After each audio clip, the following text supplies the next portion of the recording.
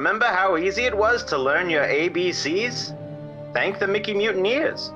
They invented them.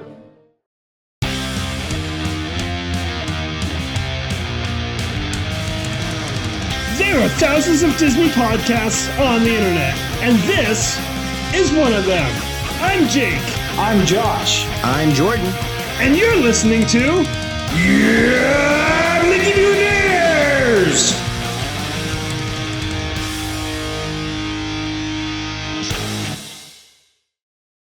Man, do you guys remember when we invented the ABCs? I remember when we invented the ABCs. Hey, hold on. It's my turn. Tonight, Jake and Morgan went on a trip filled with magic, fantasy, adventure, and love. And they're going to tell us about it. And Mickey Mutineers were ejected from the live studio audience. Yeah, no, this all checks out. Mm-hmm. Although, it does make it seem like me and Morgan went to Epic Universe together. That was the point. And we did. We held hands on the carousel. Aw. And since he's not here yet to say otherwise, this is all true. He's going to be super surprised when he listens back to this. Josh, what are you looking at? Why are you right there? Because for better reception. Oh. Mm-hmm. If I got closer to you, then Jordan could come fly in and pick us up and take us to Ryan's house. And this bit's confusing me. But I'm in California. Yeah, me too. Out the window. Come on, man. It's your bit. Oh, yeah. I forgot already. Son of a... I was going to look out the window and say, what are all these boys doing in my yard? Your milkshakes! Oh, no! Gosh! Check the fridge! Check the fridge! It's right there. What's inside of it? Probably fridge stuff. Shelves, water. Okay, so quick aside, real quick. Not ice cream. The ice cream's right here. Quick aside, real quick. Did you hold on? did you bring me any ice cream? Here, open up. That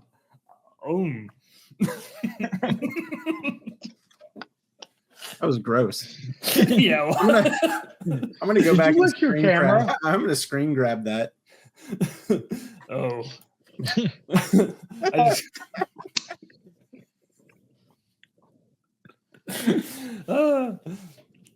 What was that? Oh yeah, my quick aside. So today at work we got this new chemical that we had to put in the fridge.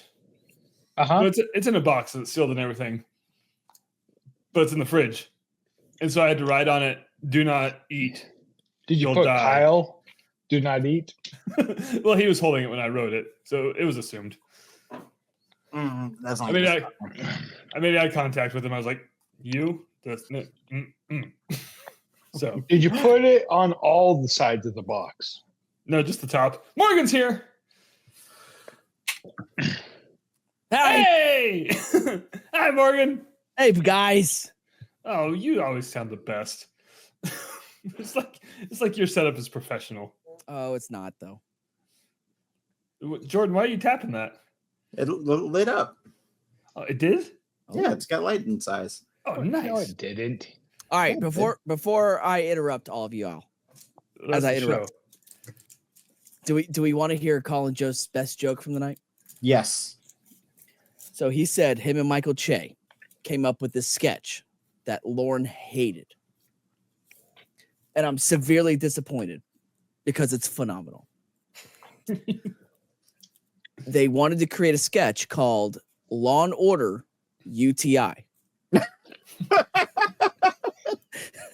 And they wanted it'd be a normal sketch with the actual actors and everything, except Ice-T was dressed up as an Ocean Spray cranberry bottle.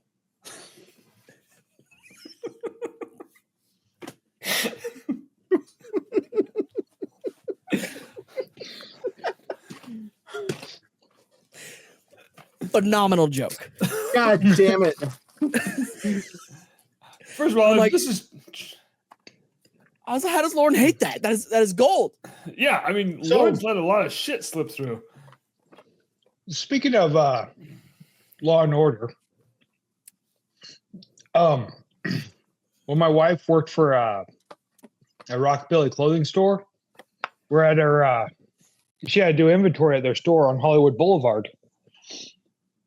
So one night they're filming on the street next to the store, and I'm standing like at the window, nose to the fucking window, watching them film.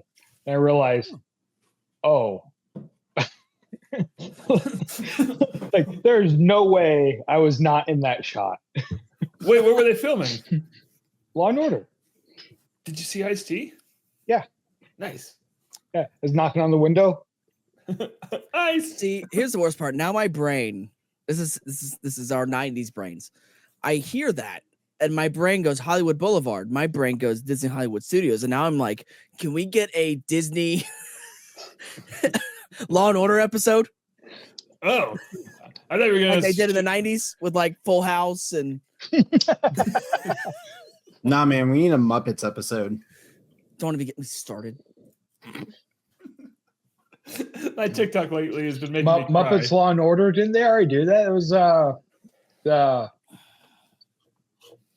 the Brian Henson movie. Fuck's it called? shit. Never mind. Oh, The Happy Time Murders. Yeah, Happy Yeah, Time that's the Murders, one. Oh shit. Yeah, I guess so. And you know what? I don't know if I'm the only one. I really like the Happy Time Murders. Yeah. It's fun. That was great. It was exactly what it was made out to be. Exactly. Anyone who expected more, that they just got false hopes. Yeah, and that's on them, really. Just gaslighting people into liking a movie. So I'm sorry for interrupting. Please continue whatever we were talking about before I joined.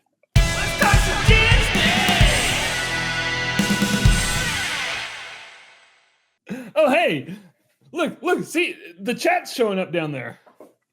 What the fuck is up, Denny's? Who's Cthulhusaurus? I don't know. 66? That's Dustin. Oh, hey, there's the things right here on my screen. Wait, did you say that's Dustin? Yeah, that's Dustin. Like our nephew? Like, No, like no, as my in friend. checks in? it's my friend. No, that's Dunstan.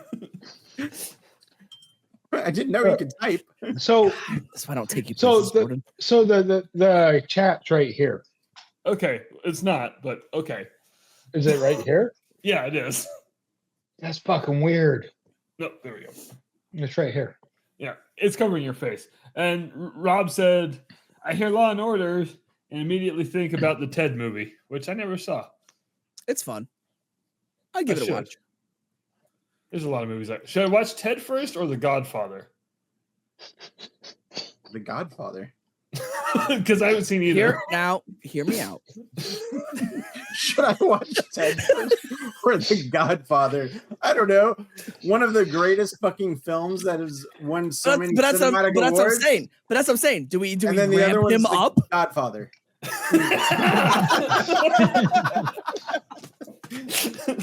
Nice. I almost said it, Jordan, but I was like, no, he's going to do it. He's going to do it. And he did it. I don't like to disappoint. Thanks. I don't know how not to. Oh. Okay, so this is gonna be a long episode probably. So let's just get right into it. Last month, Morgan went to Epic Universe. We're gonna get there in a second. Oh. Because last week I also went to Epic Universe. We're gonna get there in a second. No. Also last week I went to Disney World. No. 2 parks.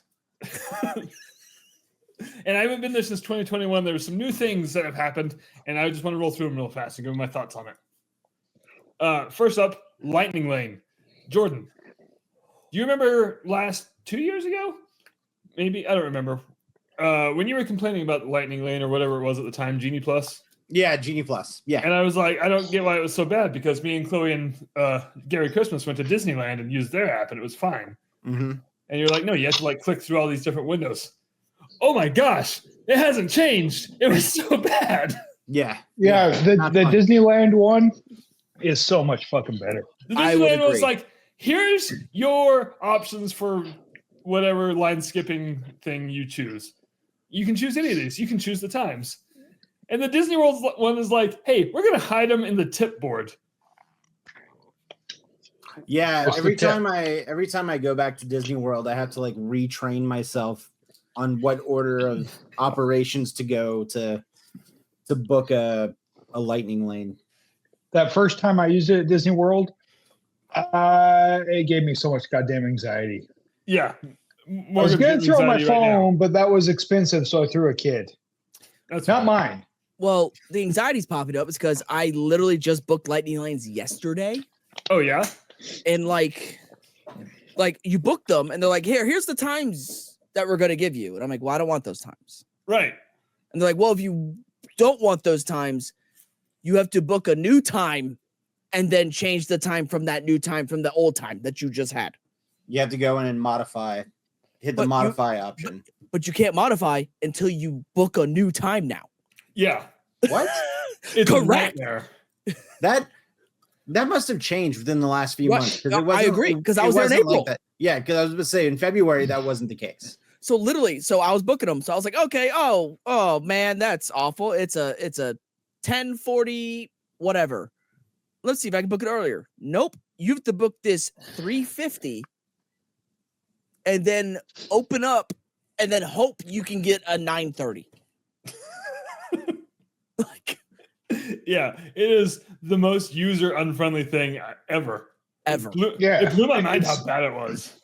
It's like they designed it just to stress people out. Mission accomplished. And it gets worse. Okay, you guys are going to laugh at me, but so I went with my two kids. One of them wanted to ride the Barnstormer. I'm not going to wait in the line for the Barnstormer. And it was at the point of the day. Hold on. Was it the one that almost killed me on Gadget's Go Coaster? Yeah. No, it was the other one. Okay. That's did he drag? Did that one drag you guys to the bushes on the Barnstormer? Close. Anyway. Yeah. So I'm not going to wait in line for the Barnstormer, but also like it was a point in the day where we kind of used all. Also, you can only book one ride, like one lightning lane ride, one time a day. Yes. Find out. Yeah, I knew that. I didn't know that. Yeah, unless you get the ultra premier $300 version. Yeah, because like we got one for Space Mountain, and I'm like later in the day, I was just running out of options, but it shows it available for Space Mountain. Yep. And you click on it, and it's like, sorry, you already rode Space Mountain. I was like, okay, like where was this warning? So I got one for the Barnstormer. Thunderstorms roll in. Barnstormer's an outdoor ride. It closes down. The app gives me a notification that says, hey, we modified your Barnstormer lightning lane time. I was like, oh, well, that's kind of handy. I open it up. By modify, they mean they canceled it.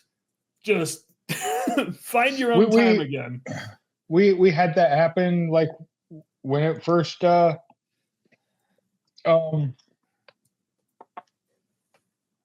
out. The first time we used it. Yeah, words are hard. It was a wild, like that's a hell of a modification. I mean, they weren't wrong, but had I not gone back in and like reselected a new, so the Florida thunderstorms, they kept happening, so it kept getting bumped farther and farther back. They just kept canceling it. I was just like, just give me a pass. It's the Barnstormer. There's no rush for it.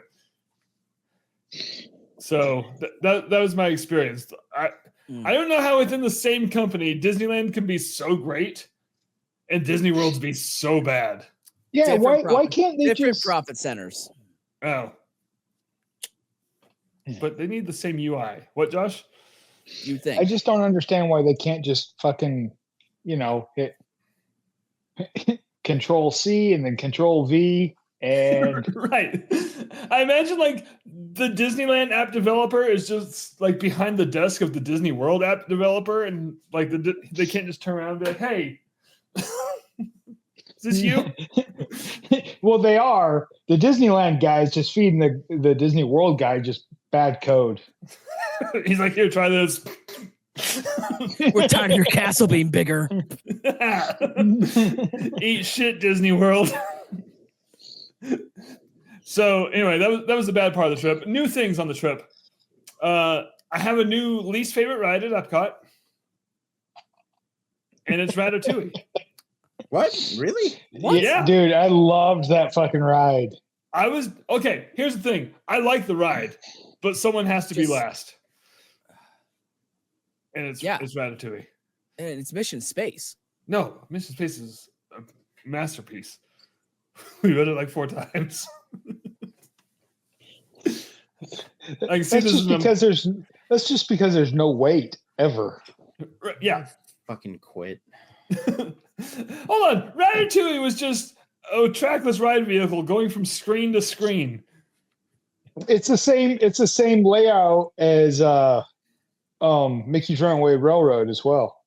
Yeah, and mostly the same as the Star Wars one.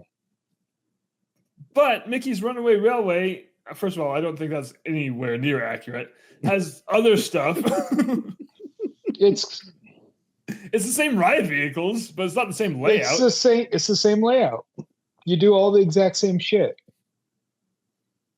No, because hold on. The ride vehicles in Runaway Railway. When you're in the oven in Ratatouille, you're going down the goddamn waterfall on Mickey's train thing. Wait. Do we do the cha-cha-cha in Ratatouille? No, I don't think so. No. Okay. But there's the big room where they're fucking chasing you around and shit, right? No. Or am I just fucking adding stuff room? to the ride? You're adding stuff because technically it's the whole ride. Yeah, no. Oh, I guess so. Shit. Yeah, Also, like when you're in the kitchen and you're fucking skittering around and I don't know. Fuck it. Okay, and when you're in the walls and you're in those little cubbies by yourselves, okay. You know what? I need Josh to point to the elevator in Ratatouille.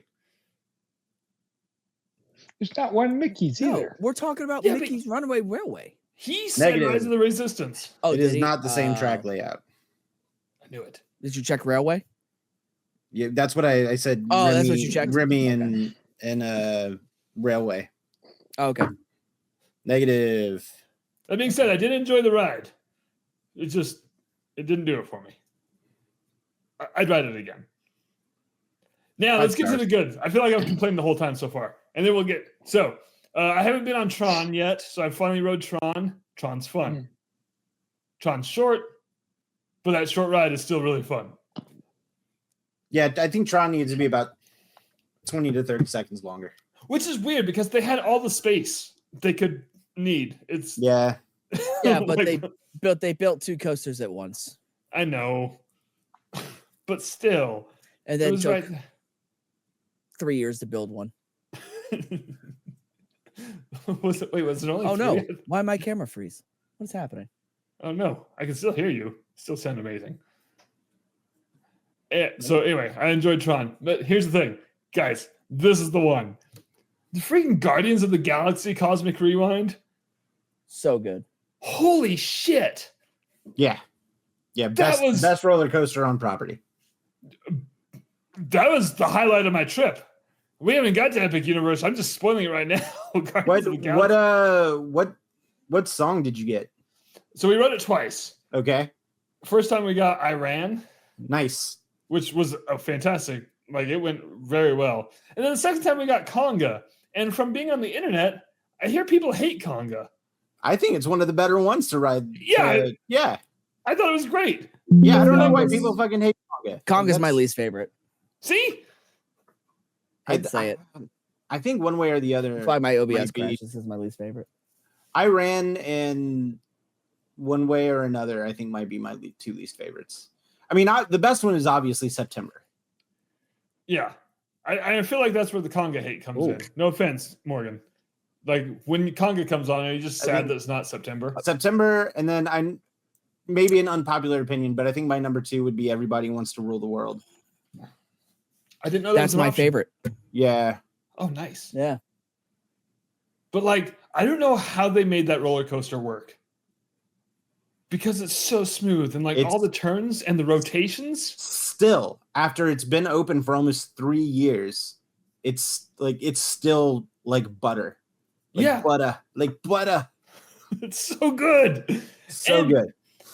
One of the best parts, Josh, if you don't want to be spoiled, cover your ears. But that's fine. The queue, the transport room. Yeah. Oh, yeah. I have audibly gasped like 3 times ever in a ride queue. One of them being Rise of the Resistance when that door opened, that reveal. But when those lights went out and then came back on and we were in a separate room, I was just like, what the hell just happened? I didn't know that was going to happen. And I'm just looking out into space and Terry Crews is there. It was wild. Wait, Terry Crews was there? Yeah. Because he's in the ride video. Oh, like nice. that was one of the coolest things ever. And then the ride was even better. I can see Morgan now. I'm working on it. You're doing a fantastic job. Everything's Thanks, working. We're gonna go with the weird. I was on mute when you lost the camera, so if I hit mute. Hold on. What kind of fucking high-tech shit is Morgan doing over here? Don't worry about it. Are you running a 2-camera show? No. I'm going to fucking worry about it because you told me not to. I feel like I'm seeing things I'm not supposed to see. Camera 1, camera 2, camera 1, camera 2, camera 1. I watched that the other day. It's a good movie. Hold on. It is. There we go. We're good. We're good. We're going to a sex scene. Let's do the Scooby-Doo ending. I mean, technically, I have 3 cameras, but don't worry about it. What? We have 3 I cameras. swear to God, if it's under the desk and it's a picture of your crotch, I'm gonna be so fucking angry. The 3rd camera's not currently on. It's actually right here. Oh man. That's for his. So I got a camera here, I got a camera there, and I got a camera down there. It's for his paywall shows. That's why I had to get rid of the goon out of my name. Also, I didn't realize that was a thing until we had dinner with Kevin that night. Yeah. So, and I want you to know, since I found out about it, I hear about it at least once a week. Right. Like, fuck it, I just can't. So Jake, Josh, you guys know this story? No. So with Twitch stream and stuff like that. So my name used to be Tiki Goon. Great name, right. Whatever. I named it because of like goons, like the Joker's goons, whatever. Yeah. Right. Come to find out, the kids have appropriated that. The Gen Alphas and some of the Gen Zs for a certain self-expressive act for when you see someone you find attractive. Well, more. Yeah. So that being said, my name kept getting flagged. Wait, is that true? Yes. It kept getting flagged on like Xbox and PlayStation and all these games. Be like, oh, your name is of sexual content. We are not allowing it anymore. I'm like, what is happening? Wow. So now I'm Tiki Quest. I didn't know that. I thought it was just like the next step. That's hilarious. I swear, if Gen Beta turns Quest into a sexual, and you would know. God. No, it's gonna be worse. It's gonna be Tiki. I think we should work on that. Fucking Gen X is gonna do it. Guys, I'm questing later after the show. The worst part is it has a good ring to it. Yeah. Cthulhusaurus 666 said, tried tossing up a gif of a wiggly wiener, but it won't let me. I think you can. I think Right you there. can use a ring while you quest. It's quest ring. Where were we? I don't know. Ratatouille? What? I know, but I think I hear my mom calling. What is she So saying? so Jake, did you experience anything other great things while at? Oh yeah, Tiana's. So when Tiana's Bayou Adventure came out, I watched the YouTube on-ride video that Disney released. I felt very mid about it, but I also understood that I was just watching a YouTube video. I love that ride. Has anyone else been on it? Yeah, I've been on it. I like it a lot. Yeah, I thought like the upbeat music. Like I was so happy going through it. It was so good. I mean, listen, It's fine. I'd be lying if I said if it wouldn't benefit from like 2 or 3 more animatronics. Yeah, because there's that one weird area like when you kind of like come around the corner and there's just all of the crops just that have been picked. Yeah, which is weird. Like, all right, I get it, but still, it's a little. But like, there's this like little weird bear area where there's nothing really going on except the jazz music. Yeah. And I think another thing that would have benefited that ride as well is, I don't know, actually releasing the Disney Plus series you designed around the story that this ride is telling. Yeah, that's a bummer that got scrapped. Like, I like to though, like I see what the ride is trying to do. It's like great, but like this is not the story. So hold on. We all know. Did that show get scrapped for like post-COVID reasons? Like they were just trying, they couldn't. I think so. Just monetarily post-COVID, they were just like, you know what, we're gonna the whole Warner Brothers, Coyote versus Acme scenario. I wonder if that's just something that got tabled and they'll come back to it. I hope so, because I think it would benefit that ride a lot. I just want to see more. Yeah, they'll condense it into a movie. No, I need that movie's also not good. No, I need to see more Louis playing the trumpet. Okay, real quick. So you know how when Disney replaces a ride with another ride, they kind of throw in a reference to the previous ride? Yeah. Oh, please tell me there's vultures in there.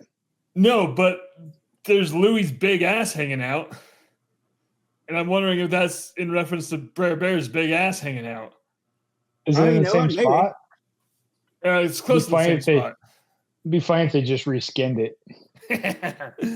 It's not right before the roller coaster drop, but it's a few feet before it. And I was just like, big crocodile ass. Is that reference to big bear ass? I'm fine with it if it is. It made me laugh. I hope it is. I hope it was on purpose. So on Splash Mountain at Disneyland. Never mind. I'm thinking two different things. Never mind. I'll go home. Bye. Wait. Okay, now I think that covers my Disney part. I'm not going to go step by step on everything we did. Just the new stuff. That's for a future podcast. Yeah, we'll circle back to that. We went to Epic Universe. Woo! Okay, Morgan, you went first. So what were the conditions of your trip? Define conditions. Like, you went before the park opened. Why? How? I got access to preview tickets. How did you do that? I think it's because I was an annual pass holder at one point. I got an email. Oh. So I was like, is that it? You just, I don't know. I got an email. I got an email, and I was like, I'm in. Okay, those are that's how I do all the best things in my life. So it wasn't like a press pass or anything? No, God, no. I'm not that popular. Well, in my book, you are a big guy. Oh. Yeah, so I literally flew down for a day. Wow. It was just the one day. Yeah, just the one day. I flew down my flight was at 6 a.m. on Saturday. I got to the park at 9 a.m. and I stayed there till close. And did you fly back that night? Flew home that night. Holy shit. No shit, really? Yeah. So nice. I had an Uber to the airport and the guy picks me up at my house and I just have me. No bags. No nothing. I had my phone and then my charger in my pocket. And he just goes, You're going to the airport? I was like, yeah. He goes, No bags? Don't need them, sir. And he was like, be right back. And he's just like, I'm just gonna drive him to the airport. I'm not gonna ask questions. Hold on. Like, how fucking ballin' do you have to be to say I flew to a theme park just for a day and I flew home that night? You're like, I woke up, I defied gravity going to a state away. Then I went and rode some roller coasters, and then I got back on a plane and I was home for dinner. I was not home for dinner at all. I wanted to be at home for like Taco Bell fourth meal. Oh shit. Oh, I was there was one time I was supposed to fly to Port-au-Prince, Haiti for a day, but I did bring a bag just in case. It was a good thing I was there for 10 days. Oh. Imagine if Morgan's story went that way. I'm just stuck in Epic Universe for 10 days. With no clothes. This line is so long. No hanging out clean with clothes. But yeah, so that was my conditions. Okay, so when you went there, the park's still in preview. They're still working out the kinks. Technically, yes. Okay. I mean, you got a preview pass. I feel like. Yeah. So what did you do? As the park is still working out kinks. It actually went pretty smooth when I was there. So, but we'll get to that. That was good for you. So I got there, and obviously my first objective. It's gonna sound really bad to your viewers. I went to Celestial Tiki and had a Mai Tai at 9-10 a.m. Nice. And then I went to the Monsters. I went to Dartmoor. And how do we want to run this? I don't know. I don't want to blow my wad. How do you want to run this, Jake?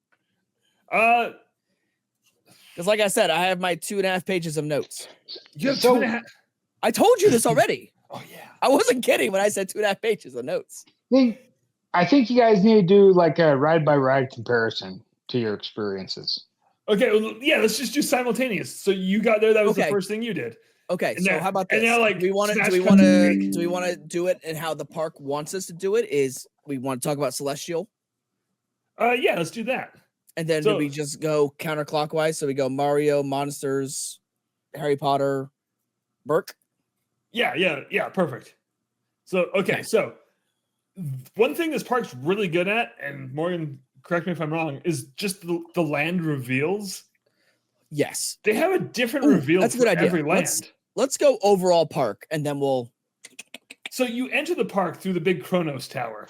Which, it's going to sound bad. A lot smaller than I thought it was going to be. I get that a lot. It gets bigger.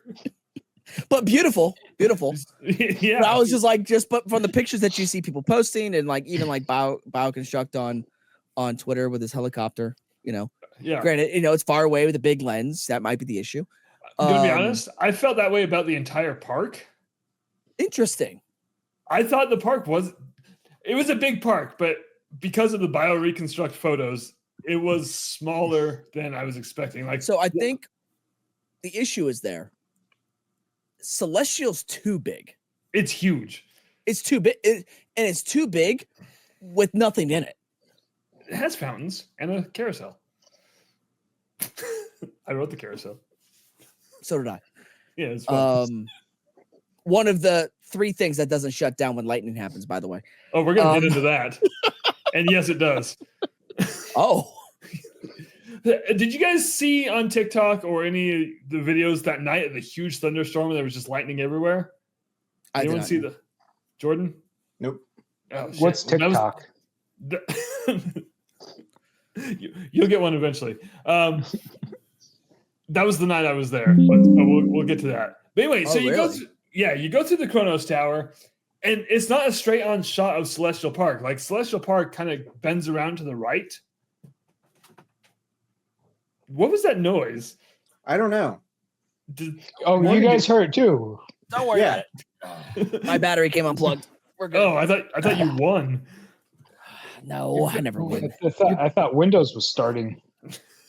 But my computer went, "Hey, your computer's dying." I was like, "Oh, that's not good." No. So it bends around to the right. Oh, geez, Rob's been talking. It was land by land. Okay, said that. Okay, anyway, Rob's agreeing with us.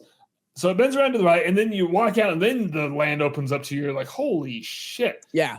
Despite being huge, it is a beautiful land. Which I do find interesting that with the Kronos, and when you come through the Kronos, the way they designed it, they force you left or force you right. Uh-huh. Like you really have to work hard to like make your way left to go to Nintendo. They really do force you to go to Burke and to Harry Potter. I went right. Which I found interesting. But not for either I feel like of those. Burke, but I do feel like Mario and Harry Potter would be the 2 most popular. Yeah. So I just found that interesting how they, I don't know. But yeah, you definitely walk in, you just go, boop. Okay, whereas I feel like in Disney parks, you take lefts. I go right in Disney parks this place. Oh, I mean, I could pull one up. Because let's be honest, everyone's favorite way to turn left at Epcot is to Mexico.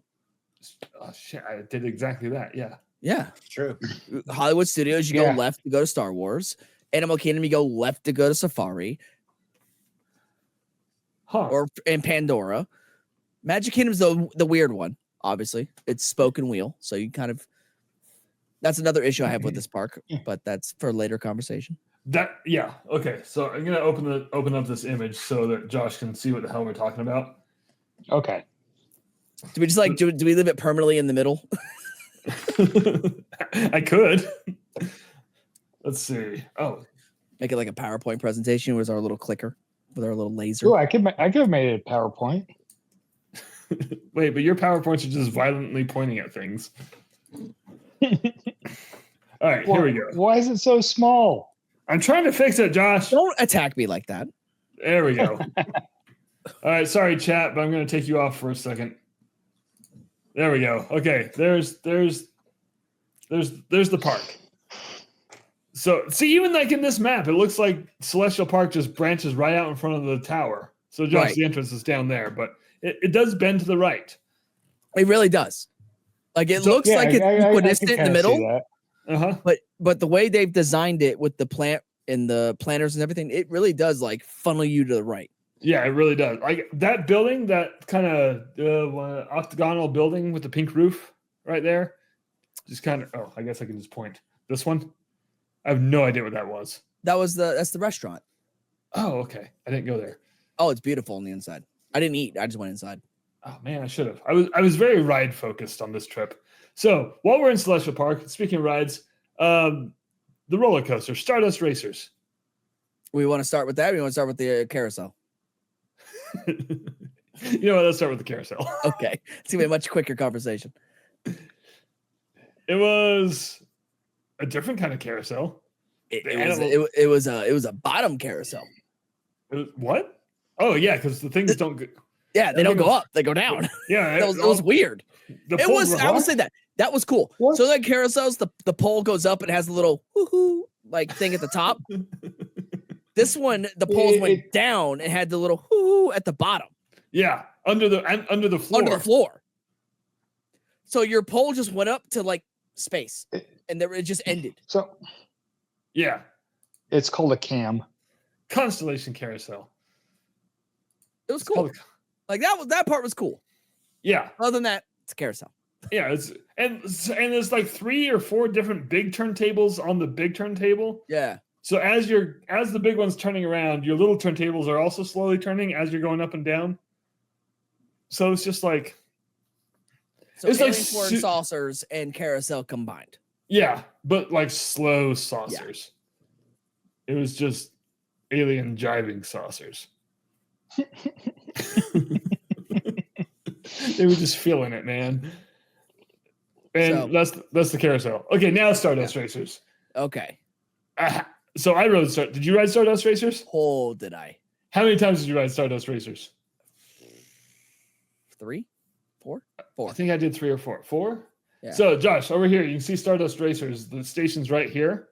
And it goes clear the hell out here. Like this is it's a dueling roller coaster. There's 2 different tracks that are mostly the same. And it's kind of a the ride is split into 2 halves. There's a first half where there's not a whole lot of dueling going on. You're just going over these big ass hills. And then there's a second launch. And after that second launch, you don't leave that second train. And you guys are just dancing around each other. And I will say it is beautiful. I got emotional. Like I don't know what happens in that second half of the ride. It's not the most intense roller coaster. Actually, I don't think it's that intense at all. But there's music playing. Here's my thing with it. Like, people, obviously with Universal, they want to compare it to Velocicoaster. Right. And I think they are different beasts of the same, the best way I can describe it is Velocicoaster is fast, it's ferocious. Right. Stardust Racers is powerful and impactful. Yeah. The G-forces you pull on on Stardust are incredible. That first hill, you're not in your seat. But seriously, I think I saw a tweet that someone did an accelerometer. You pull 4 Gs, I think it was 6 times Holy on crap. Stardust. Right. Which is incredible. Yeah. So that's what I'm saying. Like, it's not as fast as Velocicoaster, but it's more powerful. Where you were hammering your seat, you were floating, you were getting those negative Gs, you're getting those positive Gs. Like, it is hammering you home. But like, and so gracefully though. Yeah, it's like a dance. Yeah. It is one of the most beautiful roller coasters I've ever ridden. Yes, 100%. Both trains. I skied it after I rode it. I was just like, Stardust Racers is a work of art. Yeah, it is. Put this thing in a museum forever. Like, it's so good. I don't know how they pulled that off, but man. And by dueling, I mean, I'm talking you're 8 feet away. I know it feels closer, but it's got to be at least 8 feet away. Like there's a legal distance. But like, you're dueling and you just look at the person like on the other train and both of your faces are just like, is this really happening? And sometimes they're above you. Yeah. And you're still making eye contact with them. You're just like, oh shit. Like, did you pull a Maverick and just flip them off? I should have. That'd been funny. Just start doing spitty slurpee. Just. But seriously, like, but easily. I mean, I'm gonna spoil my list later, but Stardust is probably my second favorite attraction in the park. Yeah, same. Agreed. Yeah. Favorite roller coaster, second favorite attraction. Yeah. But also, like, after this, the roller coaster. In my defense, I did not get to ride Minecart Madness, so. Okay, well, let's move on over to the Super Nintendo world, because I probably spent the second least amount of time here because Hold on, there's a reason. Morgan, we did it. Me and the kids did it 2 years ago in Hollywood. So all the repeat stuff we just skipped. Okay. That's fine. It's my second Super Nintendo world. Is it like exact repeats though? Well, like the Mario Kart ride is exactly the same. And that's about the only thing we skipped. So how about with this land sets? Let's talk about Mario proper, and then we'll go to Donkey Kong. Okay. So Mario proper, let's talk about it from you've been there technically. Uh-huh. Versus me, who has never experienced a Super Nintendo world ever. Okay. So you go first. Let's talk about the reveal for this one, for the Orlando. Okay. One. Okay. So I don't know how Hollywood's works. So go ahead and. It's a pipe, but it's just you just walk in. It's just straight. Oh, you mean how it should have been? Okay, yeah, so in this one, guys, listen to this. You take an escalator up the pipe, and as you're going up, it's making the pipe sounds like, which is, you're like, oh shit, and then you walk out, or the pipe ends, the escalator ends inside Peach's castle. There's the Bob-omb painting on the left, and you really have to resist not jumping through it. Super Mario 64 style. And then you walk out, and the land opens up, and you're up on the second level now. And everything's below you, except for the Yoshi ride is level with you. And then you have to walk downstairs to get to the land. So that entire escalator up, and then as someone who loves video games, in case you didn't know, growing up playing video games, you know what my least favorite levels on platformer games were? What? The levels you had to go down. This Josh compares to this land. So I finally started playing Super Mario Odyssey. Okay. Ooh, So what you're saying is it's kind of built like those levels, just up and down. yeah, kind of. Yeah, that's a good way to put it. Yeah. But the land looks great. It looks great, but if I wanted to climb 38 flights of stairs, You'd go to Universal Hollywood. Those are still escalators. Anywhere. But And by the way, I did climb 38 flights of stairs at Epic Universe that day. Whoa, you counted? I got this fancy watch. Oh, right. And my Yes. watch goes, "Hey, man, Take are it you easy. good?" Like that reveal was cool. Reveal's they just cool. need something else up there to do because you go down into the land. If you want to ride the Yoshi ride, you go back up the different stairs. Yeah, right. You come in, you go down into the entrance of Yoshi's Adventure to go upstairs back to the platform.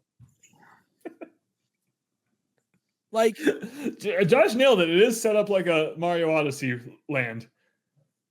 Which, but I mean, that's the thing. Like me walking in, I'm not gonna lie, I might have cried a little bit.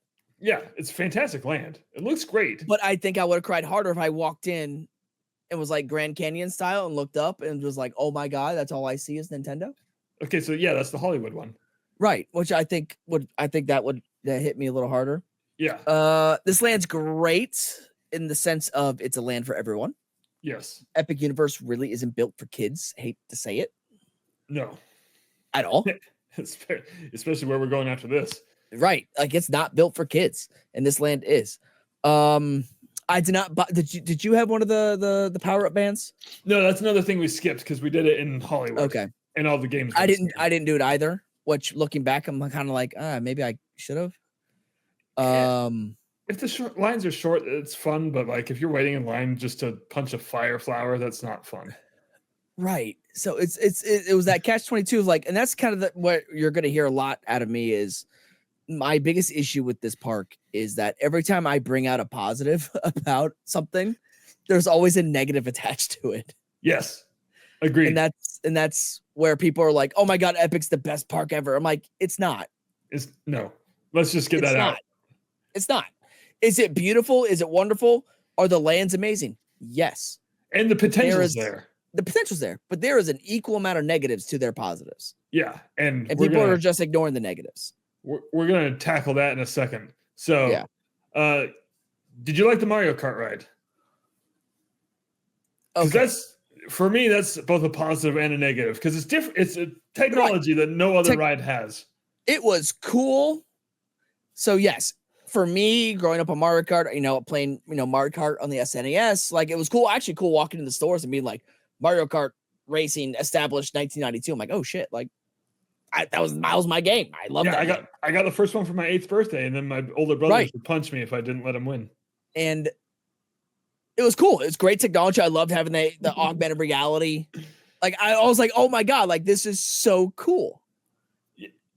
But it suffers the same problem that Millennium Falcon has. If someone else in your car doesn't do their job, you lose. Yeah. You get nothing. Good day. Josh? Yeah, I just want you guys to know I still punch my kids if they don't let me win. Good. That's good fathering. Builds character. Yeah. But that was my biggest gripe with Mario Kart. Like I think the queue was amazing. Yeah, the queue was so good. The queue's amazing. Once again, tons of stairs because you go into the line at the top of the park and you get on the ride at the bottom of the park. Versus Yoshi, you get in the land at the bottom of the park and you enter the ride at the top of the park. But that Rainbow Road part of Mario Kart was awesome. It really is built like fucking Mario Odyssey. Yeah. It is. And and that's the thing. Like, I'm an able-bodied human. Uh-huh. Like, it's just the thing. But like the amount of stairs in Super Mario World. Let me phrase that. I am an in-shape, able-bodied person. And even me, I was like, this is a lot of stairs. Yeah. And if you're spending a good amount of time there and playing all those games, buddy, you're not coming out of that land alive. And that's the thing. Like, if you want to, and here's the worst part. If you're on the top level and you want to leave the land, your two options are walk down the stairs or take one of, I think it's 4 elevators, which is fine. But towards the end of the day, you go walk over those elevators. You're like, oh, there's a queue. Yeah.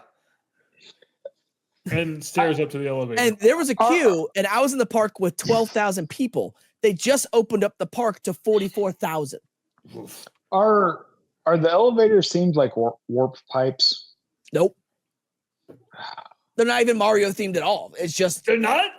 no. It's just an elevator. Oh my gosh! What? Why? What a missed opportunity! There's elevators in the games, right? At least the hydrolator doors were themed like, they're water. They're just boring elevators.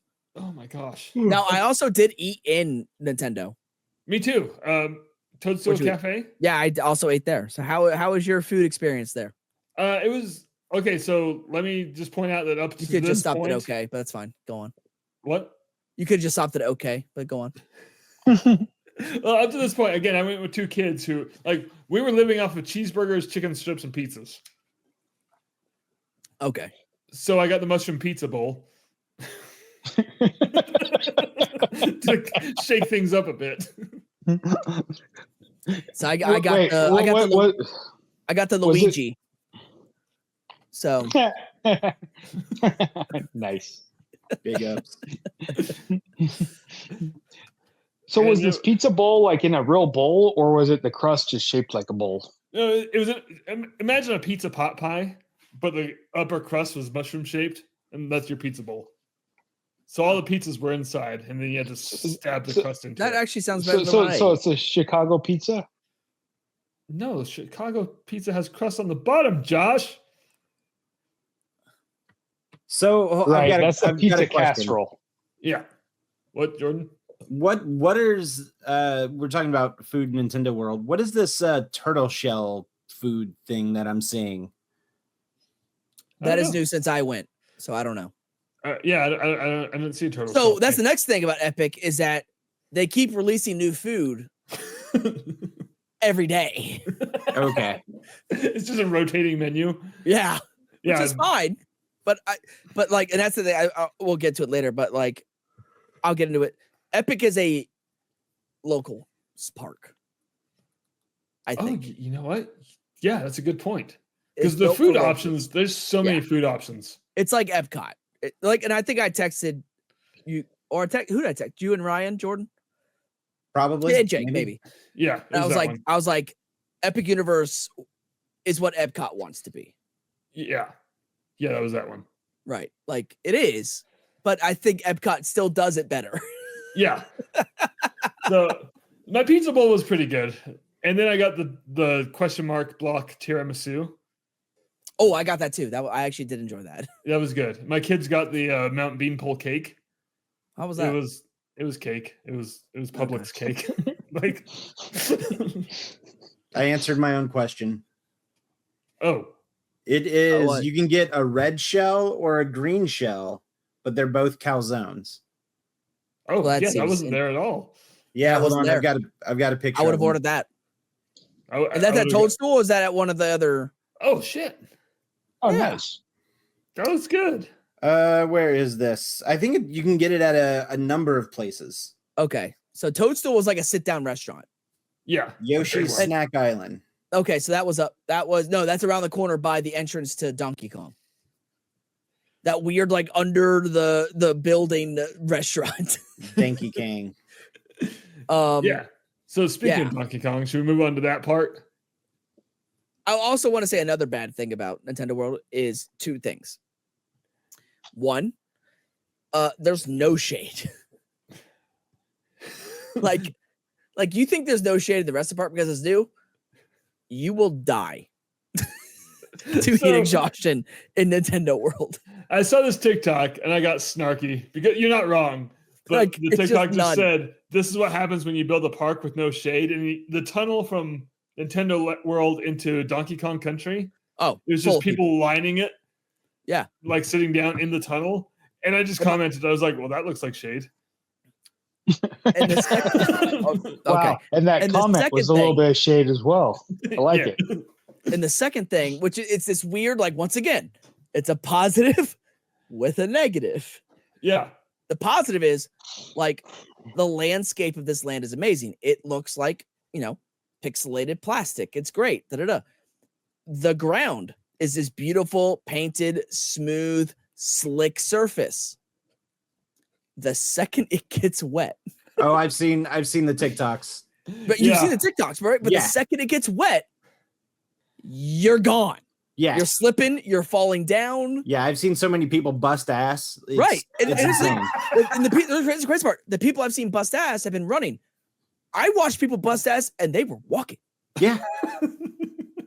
I wonder if they'll end up putting down like some yellow grip or something like they have to. Like, and here's the thing, that's another thing you're gonna hear me say a lot. Like, I don't understand how this park, which I think is because it was rushed, how so many aspects of it got past quality control.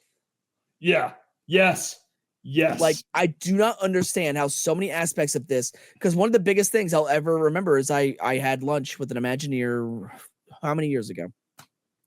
And someone asked the question of like, what's the biggest thing that you guys have to deal with when it comes to like rides? And he goes, oh, when we're like testing a new ride or something like that, like we'll like find something that's wrong with it. And the person will always react with, oh, that's a 1 in a million chance that'll happen. And their response is always, well, we get 17 million visitors a year. So you're telling me this is going to happen 17 times a year? Yeah. Like, I don't understand how some of these things got past quality control, knowing that it was going to happen at some point. Right. Yeah. So what I think is kind of funny about this is a lot of the pro Universal, anti Disney crowd were very vocal on, and I even think we made the joke earlier in the fucking podcast where it's like, it took Universal 3 years to build a whole park, but it took Disney 3 years just to build one roller coaster. We made that joke on this beginning of this episode. yeah, that's what I just said. Yeah. Oh, wait, hold on. Did I have a stroke? Okay, no, I might have. Oh, you're good. But I think also we're seeing where those cracks are now, right? Like, it took them only 3 years to. They probably should have fucking took another year. Like, I'll also say, are both camps right and both camps wrong in that scenario? Yes. Like, should Universal have taken more than 2.5 years, 3 years to build a whole park? 1,000%. Yeah. But should Disney have taken almost, what was it, 6 years from announcement of Guardians Coaster to opening? Oh, geez, no. Was it? Wait. Oh, Guardians was announced, I think, in like 2018, 2017, 2018. What year did it open? All right, hold on. I remember seeing the first piece of track installed for Guardians before COVID. Did it? Yeah, like I remember it was that first where you shoot up into the building. It was the first piece of track laid. And I was like, oh, that's cool. They must be getting close. Joke's on me. I remember seeing it being built. Six Flags could build a theme park or build a roller coaster in a cave in a year. Yeah, but it's Six Flags. All right, settle down, Obadiah. So Cosmic Rewind opened 21, didn't it? May 27th, 2022. 22. Universe of Energy closed in 2017. So yeah, 5 years. Like, I get it. From closing to shit. But opening. I get it. But like, should it take 5 years? I don't know. After I rode that ride. One ride? Right, but let me throw this back to you. Had it taken 3 years, what would the quality difference be? Seven Doors Mine Train. That took 5 years. But that was built in the middle of the park. But it took 3 because it wasn't part of the original plan of New Fantasyland. Yeah, that was right. That was but these coasters do two different things. I would agree, but I would also say that the ride system for dwarves is more intricate than, like, you have a stationary train where the cars move back and forth, whereas your cars are like fucking shifting at every given point. But I forgot what ride we're comparing this but to. Guardians, it's a controlled shift, whereas I think, and that's the problem that Werewolf is going to have. Is it controlled? Werewolf is not controlled. It's free spinning, right? Right. Same with Dwarves. Josh. Oh, he had to go to work. Oh. He texted. Sorry. But same with Dwarves. It's free spinning. Yeah. And it had a lot of problems when it opened. And I think Werewolf's going to deal with the same problems, which is in Darkmoor, which is our next land. Hold on. We haven't talked about the Donkey Kong roller coaster. And we never talked about Yoshi. I don't. You're not going to like what I have to say about Yoshi. I know. I'm not going to like it. Donkey Kong, you didn't ride it. I rode it. It was actually the longest line we waited in that day. I'm so upset I didn't ride it. It was fun. It was cool. Like, the effect works. But Does it? it's dang it.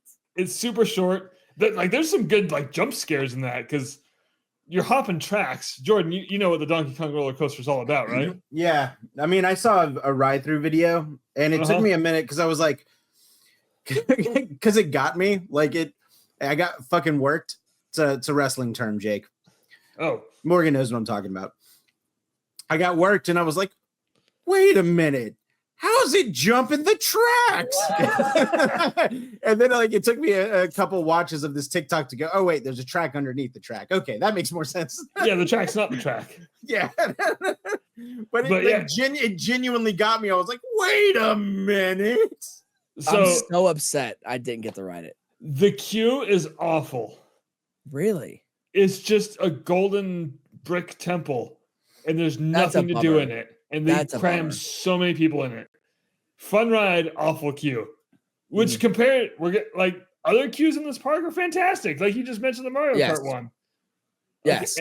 Even the Yoshi ride had a queue better than Donkey Kong. Which, when I went, half of those apples were broken. I don't know about you. On the Yoshi ride? Yeah. The apples in the queue in the barrels, all the stems were broken off when I went through. Every stem was a nub. There was not a single leaf. People are the worst. People were just stealing leaves and throwing in their backpacks, I guess. Yoshi ride real quick. You rode it in the sunshine, right? Yes. Yeah, I knew better. I waited for the clouds to roll in. And it was it's Nintendo Land's attempt to be a people mover. That's all it is. You know what? I will say this. I will agree with you on that. But I also saw a video on TikTok where they had that ride POV, but at 3 times speed. Uh-huh. It was as fast as People Mover. And I'm like, that's a better ride. Yeah, it is slow. Holy crap, that was slow. Like, I am confident that my 1-year-old niece could crawl faster than that attraction. Yeah. Also, the interactivity is useless. Okay, we're gonna have this conversation. I felt like I was in Demolition Man. I have 3 shells in front of me or eggs in front of me, and I don't know what to do with them. So I'm hitting buttons. It's making these weird Yoshi sounds that it was like one of them was like, oh, and I'm like, oh, I'm not touching that one again. Like, so you overthought it. Do you not know what to do with it? There's 3 eggs on the ride, 3 different colors. When you see that egg, you push that button. Jake, that's it. Did you see any instructions in the queue? Yeah. No, there was not. You've been to California. They don't have a Yoshi ride. Okay. I didn't know what to do. I wasn't paying attention. This is dumb. It's a bad ride. The way you're describing it makes it actually sound funner. I'm just like, nope, not so that one again. All it is there's the red egg, red button. It's the game from friggin' Idiocracy when they're putting the shapes in the. Oh God, that's all it is.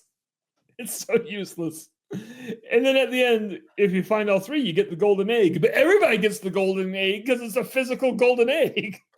Unlike Mario Kart. Yes. It's yeah. But yeah. Again, I like Yoshi, but I'm not going to defend Yoshi. Let's put it that way. It is arguably the worst ride in the park. Not even arguably. I think it is the worst ride in the park. No, it is. I'd rather ride the carousel, but it was fun. Yes. Okay. And the carousel is the second worst ride in the park. But it's exactly what it's supposed to be. It's a carousel. Exactly. So the carousel did its job.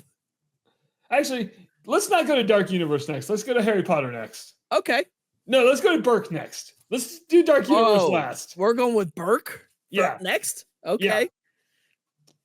Yeah. So the reveal on this one is you walk in, there's the stone plaque that's the opening lines of the movie. Something about we have dragons. Yeah. But like with a lot more words. It's his whole monologue. Yeah. And that's cool. And then you walk around the rock and that land. Burke is what Nintendo Land should have been. I'll tell you right now. I've been to a lot of theme parks. Same. Burke is the greatest theme park land I've ever been in. Maybe. It's cracking the top three. Like it is. Hold on, no. And I was like, I'm not a How to Train Your Dragon like I like the movies. They're fun. But I walked into this land. And for someone who's not a massive fan, like I know the people that are diehard about this movie. I walked in this land and even I felt it has that song playing, and that's like 50% of the work. But you walk in, it's outside of like a little bit of seeing Stardust Racers, like you're in Burke, and it's like it's amazing. It's amazing. Big land. And it's so huge. Much like the Nintendo Land, it has levels also, but the lower levels are below you. You don't have to like where the roller coaster's going. Right. You don't have to walk down there. You just there's no stairs outside of the queues. Rob's right. Great actors too. The walk around characters, fantastic. Which I did not see a single one when I was there. Oh, I saw all of them. I saw Igor and the monster, but I did not see a single Burke walk around character, which I found surprising. Yeah, I saw Astrid, Rough Nut, and I was Tough bummed. Nut. They were good. They were there. Well, you went, maybe it was because of previews. I don't know. I think that's more so what it was. Real quick, the roller coaster, it's Hagrid's Light. That's the best way I can describe it. I would say yes and no. Like, there's some aspects of that coaster I was like, oh, this is like intense for like a family coaster. Yeah. But then also but it is in the sense of Hagrid. I would say Hagrid light, but like light by like 25%. Yeah. Like it's not much light. It's not like Jordan's gonna stab me. It's not diet Hagrid's, but it's like real sugar Hagrid's. It's Hagrid's Zero. Yes. Like it still has most of the flavor. Yeah. Yeah, there we go. Which not a complaint because Hagrid's is fantastic. Yeah, but no, this what's it, Wing Gliders? Yeah. Is that what it's called?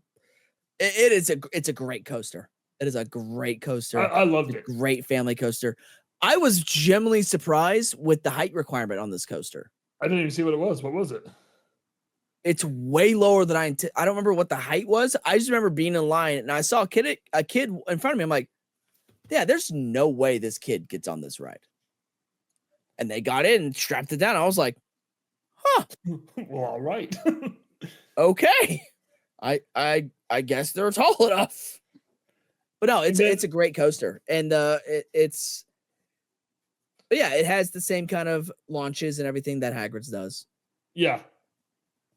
And then I did the Dragon Racers Rally. Yeah, that was fun. It was fun. It's a carnival ride, but well themed. Exactly. It's a good ride. 15 minutes for it. Did you do fire drill? No, we didn't do fire drill. That's a fun ride. What? Yes. No. So fire drill, you're on a jungle cruise boat. You're on a jungle. Okay. You're on a jungle cruise boat, but it's Buzz Lightyear with water. See, now you made it sound fun. It is fun. Damn it. It is Astro Blasters with water. And I rode Astro Blasters so many times on this trip. I'm just saying. It's a fun one. I would thoroughly recommend, and that's where I'm going to go back to is Burke. Well, yes, you walk in and it's amazing. It's also arguably one of the most perfect theme park lands. Mm-hmm. You have three great attractions. All right, a roller coaster, a water ride, and a flyer. Mm-hmm. You have plenty of places to eat. So many. A phenomenal meet and greet, walk around characters, and a show. You know what? I don't think I have negatives about this land. Like, that's what I'm saying. This is the one land where I'm like, holy crap. And this is the thing, like, as much as I'm like, oh, shade. It's an island in the movie. They don't have shade in the movie either. So is that weird? Like, well, they're kind of to the point of them.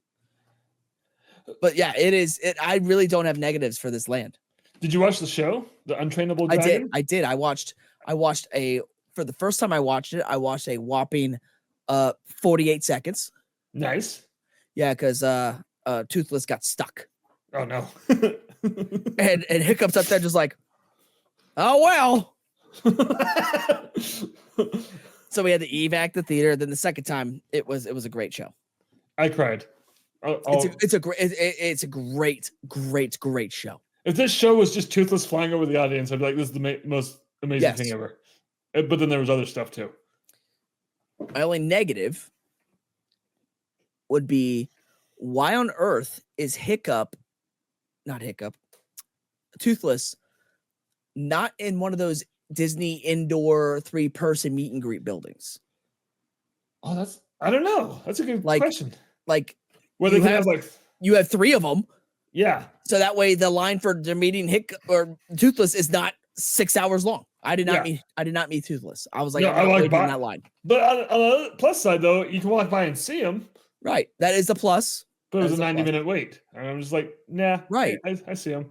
Oh, I saw the little mini dragons. Oh, those are cool. It broke when I got it breaking on video. Oh, really? It just slams to the ground. Well, those are cool. Like, you walk around and you have all these little hatchlings and these dragons. Like the ice dragon breathes the. Oh yeah. So many animatronics in this land. Yeah, like it's such a cool land. Yeah, it's such a cool land. We need to move on. Let's go to the Wizarding World. This is the land I spent the least amount of time in. This land made me mad.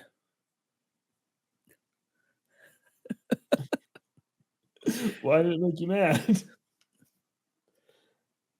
You walk in, and I understand. I don't want to hear it from the Harry Potter people. Oh, there's a time turner on the. Shut up. I don't do Harry Potter, so. You walk in, and you're in 1920s France. Yeah. You go get on a ride, and you're in 1990s London. Does it explain it? You go through the flue system of the fireplace. You go through yeah, but like it doesn't really explain why there's time travel of, I don't know, 70 years. Oh, I was assuming it was explained because I didn't ride the ride. Did you ride the ride? I did ride the ride. How was it? It's a good ride. It's a good ride. It is not as good as the internet is making it out to be. Yeah, well, the reason I didn't ride it because the whole time I was there was 300 minutes wait, and I'm like, I did ride it. Like it's a good ride, but I will say when I rode it, the first 2 scenes were broken. Yep. But it's a cool ride. It's cool technology. But basically, the ride is you take Forbidden Journey, a little claw hand, and you slap a Tower of Terror ride car on top of it. Okay. And that's what it is. You go through the scenes in a big car like that. That's it? And you're in basically a bunch of elevators a lot of the times. But I will say, once you get into like the fight scenes of the Ministry of Magic. Oh, and I will say this. I do think this is it's cool because it's an original story. Oh. So when we all think of Ministry of Magic, when you think of Harry Potter, Jake, also Jordan, I don't know if you guys know anything about Harry Potter. The scene we think about is Harry Potter, his cronies against the Death Eaters, going after the Remembrance Orb, whatever it's called. Mm-hmm. Not that story at all. So basically, right, it's a brand new story. So something that never happened in the books or movies. Correct. So basically, the story is that Umbridge is trying to use the Death Eaters and a time turner to turn back time to avoid being arrested and being put on the trial. Time. No, that's still right. But once again, though, that doesn't explain the Fantastic Beasts 1920 France part. It's a hell of a flu system. A heck of a flu system. But that's the thing. The story they told, I thought was incredible. Like it's a cool story that and once you get into the fight scenes, the animatronics in said fight scenes that interact with the screens, phenomenal. Like my mouth was agape. Oh man. But overall, it's the third best ride in the park. Right. Because the best ride in the park is located in which land? The next land. Yes. But hold on. I do want one comment on one thing I liked about the Wizarding World land. Okay, go on. Is like usually in all the theme parks, I can't think of one that doesn't do this. When they build like city streets, it's that 3/5 scale. Yeah. And this one, there's like, fuck it, the whole, just all the way up. These are full-size buildings. Well, it's like it was full-size buildings, and then they did the 3/5 scale on the buildings behind the buildings. Oh, they did, didn't they? Yeah. So it looked really cool. It was beautiful. It was beautiful. Also, another good thing about this land, also another land with tons of food and drinks. Yeah. I didn't have any of them, but I saw them. And that's the thing about this park. When I go back into it being a locals park, there is arguably more restaurants in this park than rides. Oh, easily. And like you could easily, like the locals could go here and hang out. Yes. Not ride a single ride and still. Oh, what? Rob said the butterbeer crepes is the best part of the land. I didn't even know about those. And that's the thing though. There's so much food in this park. There's no way you could spend a week in Orlando and still not be able to try all the food in this park. Yeah, there's so much. Okay. But I will also say the land definitely, I don't know if it was budgeting or what, it did feel, I don't know if you got this feeling, Jake, but like it felt a little neutered. Yeah. Like, in the sense of like you had the show, which I did not get to watch the show, which I've heard is amazing. Oh, I didn't watch the show either. And it's front and center. Right. The ride is off to the left, but then you also had like these two other wings of like nothing. So we walked in and there was a guy, one of the workers, like guiding people, was like, hey, he literally said, he's like, dark and mysterious alley, and pointed off to the right. Yeah. And I was like, ooh, dark and mysterious alley. So we went down this dark and mysterious. There's nothing in there. No. I was so mad. You're like, oh, okay. Cool. I was like, I guess the mystery is, and cool things in the land you have to buy the wands for. Right. There's a lot of interactivity if you have $100 wand. But that also kind of harkens back to also Nintendo, right? Oh, same. Exactly. You needed the interactivity there. And it's like, which is ironic because I think a land that suffers from lack of interactivity is Darkmoor. All right, let's get into Darkmoor. Yeah. This is the one. This is the one. I probably spent the most time here and still.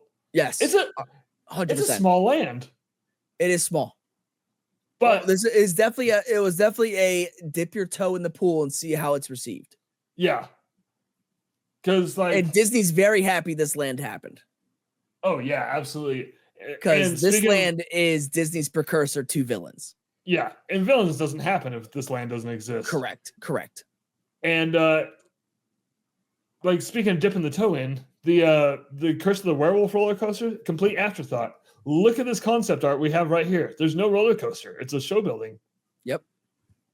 And I didn't ride Curse of the Werewolf because it's just a spinning coaster, and I've been on those. It was not open when I was there. Oh, okay. So, but like, there's so much lore in the Darkmoor Village. It's amazing.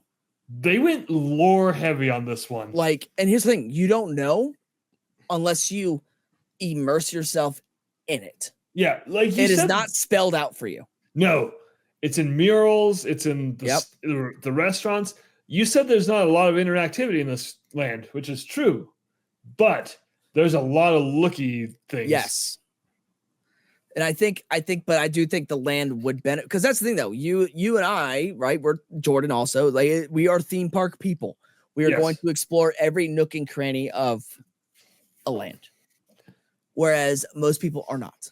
Right. So I think this land could benefit from that interactivity into teaching people the lore, having them go explore the lore, like the fountain in the middle. The well, the blood well. Right, the blood well, which people don't realize. They just see it like, oh, that's a nice little cooling fountain, whatever. What they don't realize is that that well was built by those spires of Dracula and his followers to showcase to humans, and it's written on Latin that, like, you're alive because we allow you to be. Yeah. And the spikes are the blood spikes of, if you get out of line, we will stab you on those spikes and we will drink your blood. Yes. And people just don't realize those things. Like, there was a, like, in this lore of this land, there was a monster versus human war that happened. Yeah. And the monsters won. Yes. And then there was a vampire civil war that Dracula lost. Yeah. Against, like, his bride. Yeah, like, and that's the thing. Like, well, she died. Yeah, Dracula killed her, and then the rest of the vampires were like, oh, wait a minute. He killed her. She actually had decent ideas. So then they uprose. That's the thing, though. There's so much lore in this land. And then, like, same with werewolf, right? The werewolf coaster, which people don't realize, like, oh, yeah, it's on the open air. Like, why do we have all these nets and things like that? What people don't realize is it's built with electric currents around the entire coaster, because it's werewolf's cage. Is that what the nets are? Yes. I didn't know that. Right. So the nets are werewolf's cage. He is a sideshow attraction, which is when you go to the queue, it's that wagon of a standard sideshow attraction, because the humans have now won the war. And now the monsters are sideshow pieces, which is why you go on Monsters Unchained, and it's all about Victoria controlling the monsters. There's even lore why Dracula doesn't have shoes on in the ride. Like, hey guys, I gotta bounce. So I know we got to Dracula's bare feet. He was like, you know what? This is where I tap out. But I'll listen to the rest of it this week. So I'll talk to you guys tomorrow. I'm sure. Sounds good. Love you, buddy. But yeah, the lore of this land was incredible. Like, they went detail heavy on Burke and just lore heavy on Darkmoor. Right. And I just feel like if you went a little more detail heavy on Darkmoor, it would have been better. And the good news is it sits next to an expansion pad. So I'm hoping it does get better. Well, I'm also hoping, but that expansion pad, I'm afraid, is going to be Zelda. I heard Zelda's going to the Lost Continent in Islands of Adventure. That is my wishful hoping as well. Because Lost Continent sucks. It is empty. It is, but if you go into all those Nintendo stores, there's Zelda stuff in them. Oh, I got pictures of it, because Zelda's my guy. But that's the thing, though. Are you really going to install Zelda stuff in places if that's not going to be in the park? Yeah, I don't know. I just want it to be more Darkmoor, but I'd be happy. I would love it to be more Darkmoor. Like, this land is amazing. So one little detail that I really loved, and it's a stupid detail, but I walked into the restroom, which you saw the blood splatter on the wall. Yeah. It's so good. And the toilets were black. Yes, they were. And I was like, okay, that's such a simple thing, but I've never seen black toilets in a theme park. I loved it. Literally, I walked into the bathroom and I saw the black toilets, and I texted a friend of mine in all caps, and I said, we have black toilets in Darkmoor. It was, again, a dumb little detail. It's so good. But, like, yes. But, like, that's the thing. Like, those are the little things that make I've heard the whole land work. I heard this rumor that Rob's talking about, kind of a creature with the black lagoon. Yeah, I've heard it, like a creature, like jungle ride. Yeah.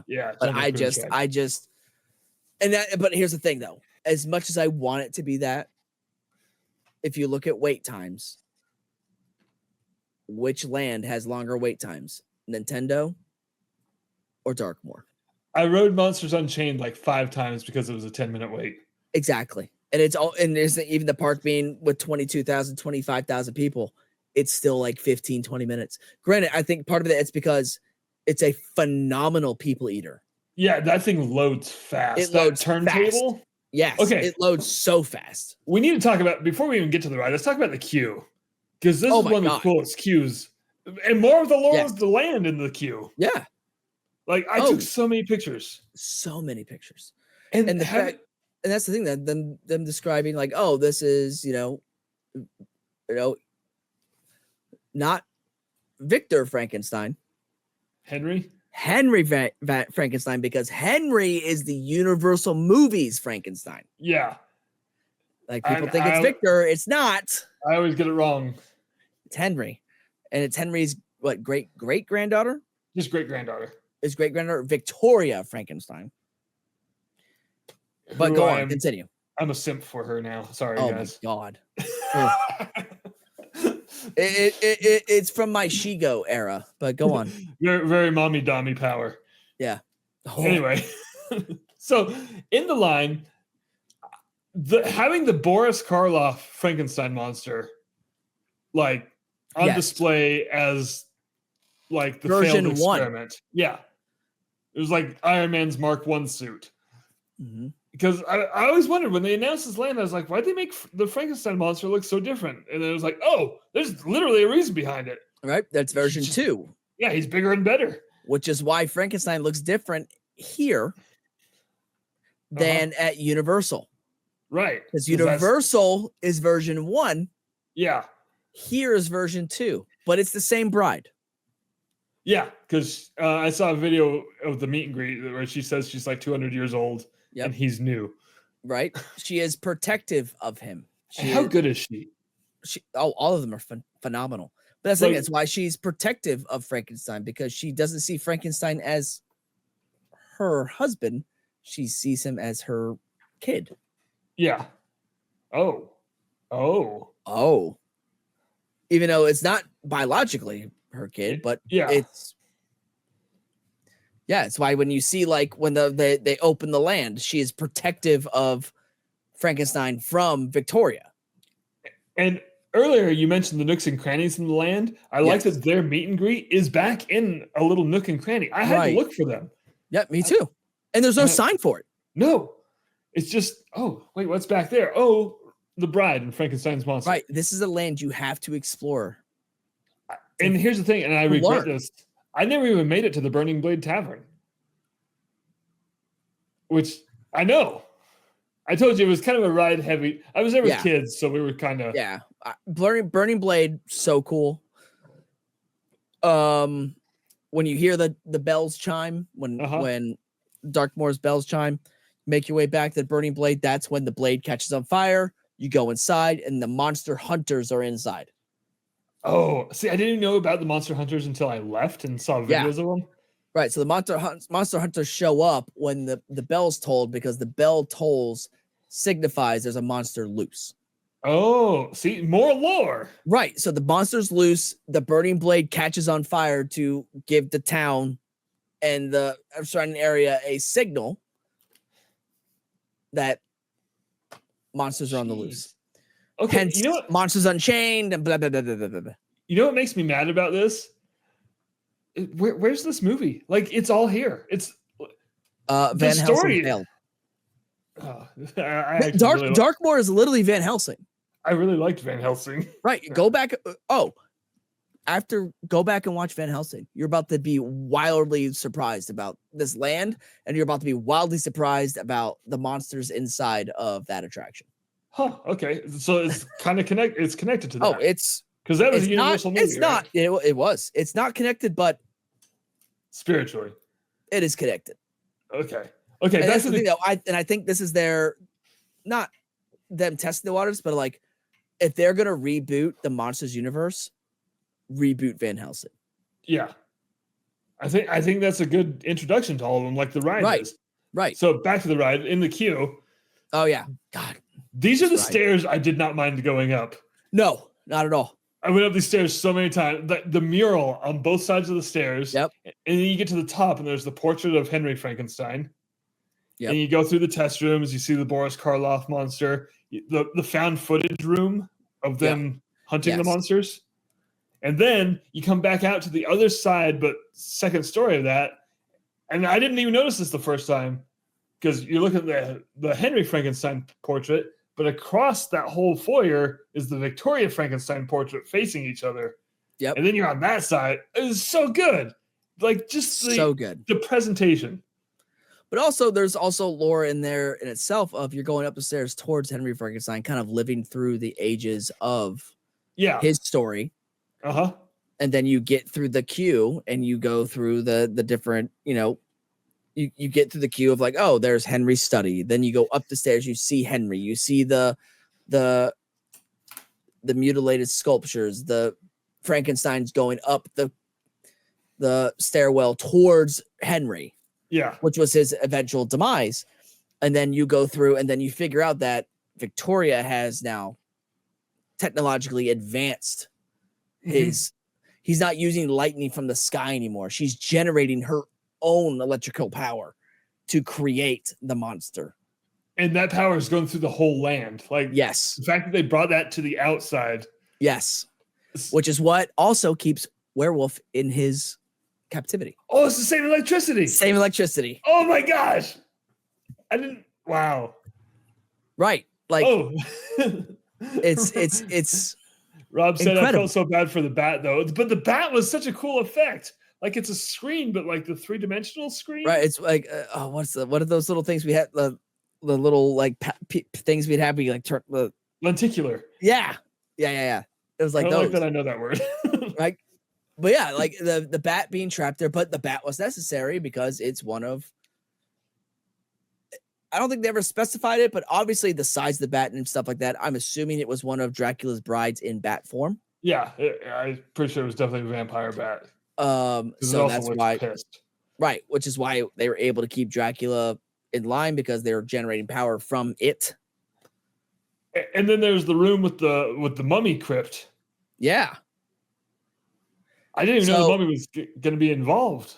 Right. So when I rode the ride, so we get through, you get on the turntable, which is massive, by the way. Huge. Like you enter the room of the turntable to get on the attraction. It's the best way to describe it. It's like going into a TARDIS. Like you're just doing these little tunnels and then you go into this room. You're like, oh my God, this room is huge. Yeah. Like the spikes on the ceiling and everything. Yeah. So you get onto your little arm. Uh-huh. And which it's funny. I rode the first time I rode this ride. I was very like this. Just looking around at everything. I wanted to see everything. Yeah. And I don't know if you did that same thing. I started to, but then I got too involved with it. I was just like, I'm just watching what's happening in front of me. So that's the thing. So the second time I rode it, I kept my head because it was like the first time I wrote it. I noticed I'm like, wow, like this is weird. You can see so much of like the set, if that's a way to put it. Yeah. Right. So much of like just barren space. Right. And I'm like, that doesn't feel correct, which it's not. Right. Yeah, but that's because we're the weird ones. Right. We're the weird ones. If you actually listen to the instructions. And keep your head against the headrest. Everything is perfectly framed. Perfectly framed. Yeah. The car points your face perfectly to what you need to see, and the armrests that come over block out the set pieces that aren't established. Yeah, and those scenes have to reset super fast because there's a car right behind you. Yes. Like and in front of you. You're the car behind that one. Right. Wildly incredible how quickly this stuff was going and resetting. When I wrote it, I would say it was like 85% working flawlessly. Uh-huh. The last Dracula animatronic was not working. Was he there? He was there. He was just kind of like stuck in his pose. Yeah, he didn't jump out like I've seen him do in videos. Right, he didn't jump out. And none of the mummy animatronics worked. Wait, was the big mummy in the roof an animatronic? Yes. Oh, okay. I guess that didn't work for me Right. too. He was supposed to come down. Oh, but other like than, the and opening then coffin worked, and that was a cool effect. yeah, that was cool. That was a cool effect. I really want to I would love to watch it behind the scenes of how that actually works. Yeah. I'm assuming it's a spiral cone I think so. that goes down. Combined like that with projection mapping. Yeah, like holy crap, that was cool. And then the first Igor animatronic did not work. The first time I rode it, that one was curtained off. Yeah. And I didn't even notice it. Well, I saw like a pod with a curtain, and I was like, oh, whatever. But the second time it was working, and the curtain was open, and he was in there. I was like, oh shit, there's a whole Igor animatronic in here. Yeah. So those, I guess, 4 animatronics weren't working, but everything else was flawless. Yeah. I didn't even know the mummy was an animatronic. So there you go. And I was happy with it. Right. It's like so big. And that's the thing though. And someone, for someone who is, cognizant of those things, I was like, oh yeah, well, that didn't work. And the person that I was with, they were like, oh, I didn't even notice that. Yeah. Like, so it's like, yeah, I saw it as 85%, but most people were like, oh my God, that was amazing. Yeah. And it's amazing because it's the best attraction in the park. Easily. So like the Dracula animatronic at the end, mine, like his arms and everything moved. Like he did the lunging motion and then the hole burned through him. He just didn't lunge towards you. I wouldn't have even known that he didn't lunge towards me had I not watched videos prior. My Dracula is like this. Oh yeah, like he did all the motions still, just not the forward motion. No motions. Ugh. But it was incredible, like riding this ride, and like the first Universal monster you see, like, is Quasimodo. Yeah, it's the first. Like, I don't even know if he's the first one, but one of the first one stands out. It's like you're just like, they included him. Yeah, so you're on your back at this point. You see the bell, and then you go under the bell, and you're like, oh shit, he's in the bell. He's in the bell, and you're like, oh my God, like, and then you have Phantom, and you get close to the Phantom. Close. and then, the real fire, I was like, and then he reaches for you. I was like, oh my God. Right. And then Frankenstein and having the Dracula animatronic, which the Dracula animatronic combined with the screens. Yeah. Incredible. So that's one thing so it's the same ride system as Harry Potter's in the Forbidden Journey. Yes. But one thing I really hate about the Forbidden Journey is the screen domes. I have to close my eyes during those. I hate them so much because they make me motion sick. Yeah, and the transition is awful because you're like, oh, like all this, and then you see it turn into a screen. Right. But like the combination of this one with the screens and the sets and everything, where the screen wasn't the focus, it was teamwork. It benefited the whole scene. Yeah, and I had no problem with it, and I think also because of that, the ride runs smoother because on Forbidden Journey, those turntables with the screens have to be in sync, and they aren't. The whole ride shuts down. Yep. This one, like the scenes have to be in sync, but yeah, if I would not hate Forbidden Journey going down for a long refurb if they could bring it back to be like Monsters Unchained. Yeah, because there's parts in it that are like the whole. Yeah. What are the ghost things called? I don't even remember. I can't remember. Something that's gonna annoy me. God. Anyway. Yeah. Like that whole scene where they're like right in front of you, like swinging up to you. Yeah. It's awesome. And then screens. And you're like, God damn it. Right. But that's in Monsters Unchained. Like, and look, I'm gonna be honest. Like anyone, and this is also my opinion, but anyone who says that Ministry of Magic is a better attraction than Monsters Unchained is just wrong. Like they are. Like once again, like, but I understand because they're real humans. Yeah. Right. They're not just these monsters that you could just whatever. Like Daniel Radcliffe, Emma Watson, like they're real people. Right. So yes, they have to be screens for the most part. But Ministry of Magic is a lot of screens, which is something that all of the Harry Potter rides suffer from and people do complain about. Granted, they only complain about it when it comes to Fast and Furious. Yeah. Or Dementors. Kong. That's the word. Thanks, Rob. But that's the thing. Like, but when it comes to Harry Potter, all of a sudden people are just blind to screen, and that's all. Well, it's what most of Ministry of Magic is. And here's the crazy part: the second it leaves the screen part and goes to the like actual fight, incredible attraction. But the first half of that ride is nothing but screens, and you're like, And guess what? When the first 2 scenes of that ride are broken, their screens are off. Oh. It's just an elevator and blankness. And the Windows 95 grass field. Yeah, and you're just like, oh, that's cool. And it's like you do a little, and then you go to the next scene. You're like, oh, that's cool. But with Monsters Unchained, like there's stuff that's broken, but I still find it wildly impressive. Yeah, and back to the screens though, like the way they blended it. So the Wolfman part, like the Wolfman comes out, animatronic, munching on the vampire. Which gruesome. Flatters you. Got right in my mouth. Yeah. I was like, I'm really proud of them. They didn't hold back on the ride. No. Like, it is gross. And then it turns, and then it's the Wolfman on the screen, but it's like that same one. Right. And it goes up into the rafters, and then you're on your back, and then it's the animatronic again. You're just like, yes. Yes. Yes. Yes. And same with all the brides.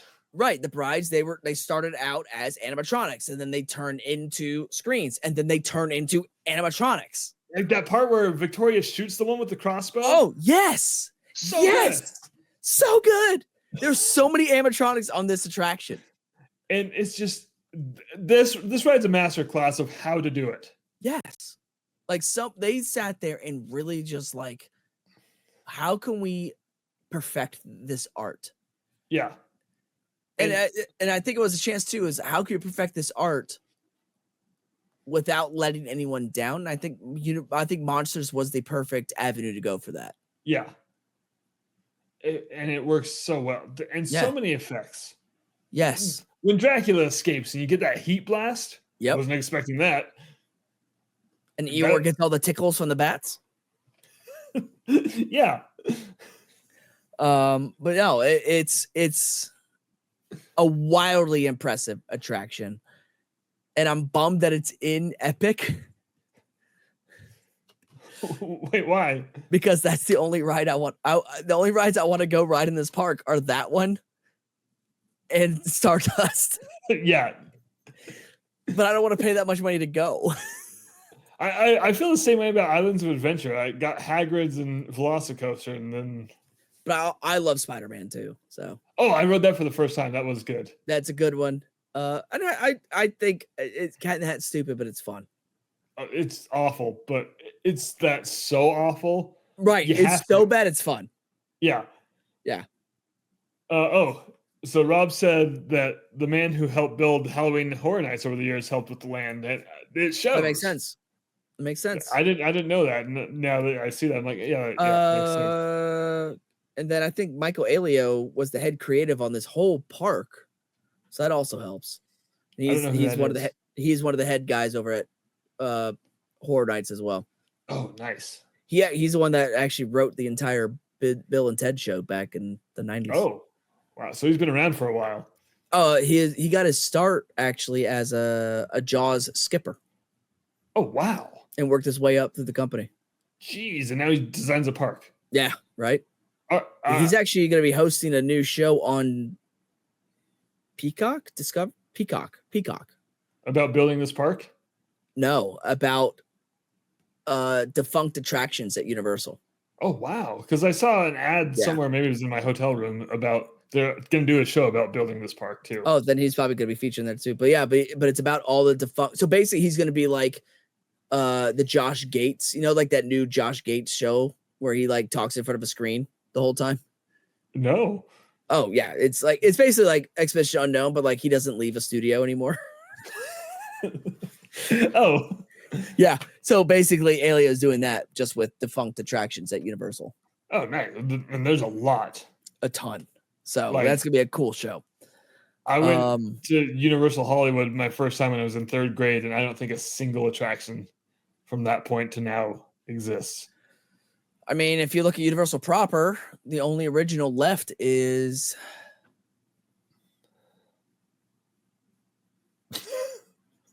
E.T. Was that an original? Yeah. Okay. Yeah, E.T. That's the only one left, right? Yeah. Because you go down the main strip, you have Hanna-Barbera got replaced.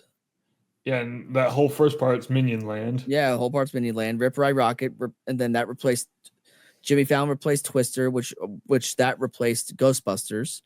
Beetlejuice Review got replaced by Fast and Furious. Mummy replaced Kong. Harry Potter replaced Jaws. Yeah. And then you go over Men in Black was an expansion. Back to the Future was replaced by Simpsons. Oh, yeah. The Kitty Land has all been replaced by the new Kitty Land outside of E.T. And then you go down. I guess Monster Makeup Show might. Well, no, that's been changed to a different Monster Makeup Show. Terminator's been replaced with Bourne. So, yeah. Transformers. I don't know what was there before Transformers. That might have been I don't remember. That might have been a pad. Oh. It might have been an expansion pad. I don't remember off the top. I think they built that. So let me ask you this. Back to Epic. Yes. You've only been to the Universal Orlando parks, right? You've never been to Hollywood? No, I have not. So Epic, best Universal Orlando park, right?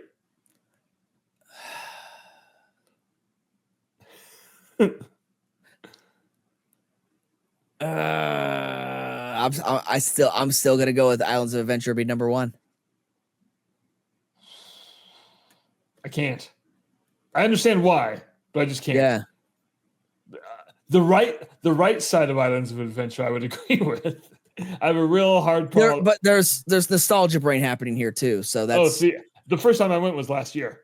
So that's right. Yeah, I got. So I still have nostalgia brain kind of happening for mine. So like when the first time I saw the Marvel Island, I've already seen Disney's version of Marvel stuff. And so walking into that, I was like, what the hell is this Spirit Halloween Marvel Island? It was weird. I mean, I know it's more comic booky, like you're into the pages of the comic books, but so how about this?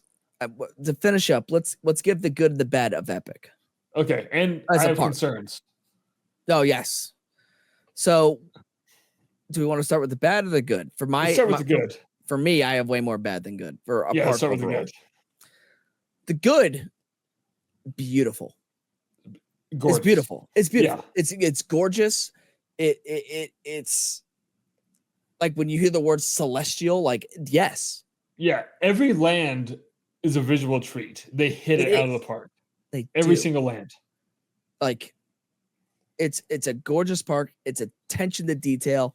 You are immersed in those lands. It's incredible. The next thing, tons of like major attractions, which is going to be a negative in a second. I have that in my negative. But like tons of phenomenal, like this has more like what Disney calls like the e-ticket attractions in this park than any other Disney or Universal park. Right. Problem with that is there's no people eaters. You blasted your budget and didn't put any people eaters in. Yeah. So where I screwed up is on my trip last week, we started in Epcot one day on Saturday and Sunday we went to Magic Kingdom. Okay. So plenty of people eaters in those parks. Plenty. Like half of Epcot, like every other ride is a people eater. And Magic Kingdom, like, oh shit, this Space Mountain's up 45 minutes. Let's ride People Mover. Let's Buzz Lightyear. So many options. Yep. And then you come here, like, we're going to stand in lines because. So to give you an idea about the problem with this park is you understand how large this park is. Yes. It only has 11 attractions. Right. But yet holds the same amount of people as studios. And studios is a much smaller park. Yeah. Whoa. Because there's no people eaters. Right. Right. You don't have enough shows. You don't have enough honestly, kiddie rides. No, you got Yoshi. It's just Yoshi. Yoshi and the carousel. Oh, and the carousel, yeah. And I guess fire drill. But like really, like you don't have any kiddie rides. And honestly, one of your lands is not kid friendly. No. Like Darkmoor, I love it, but like going through the queue of Monsters Unchained, it is not kid friendly.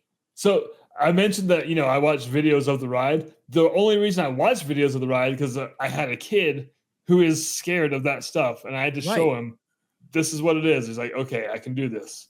Yeah, like it's not kid friendly. Right to your point, and then he ended up loving it. But like other kids, because he's my kid, he's around this kind of stuff all the time. There's a lot of kids that aren't gonna partake to that. The Nintendo kids, they're not going to go anymore.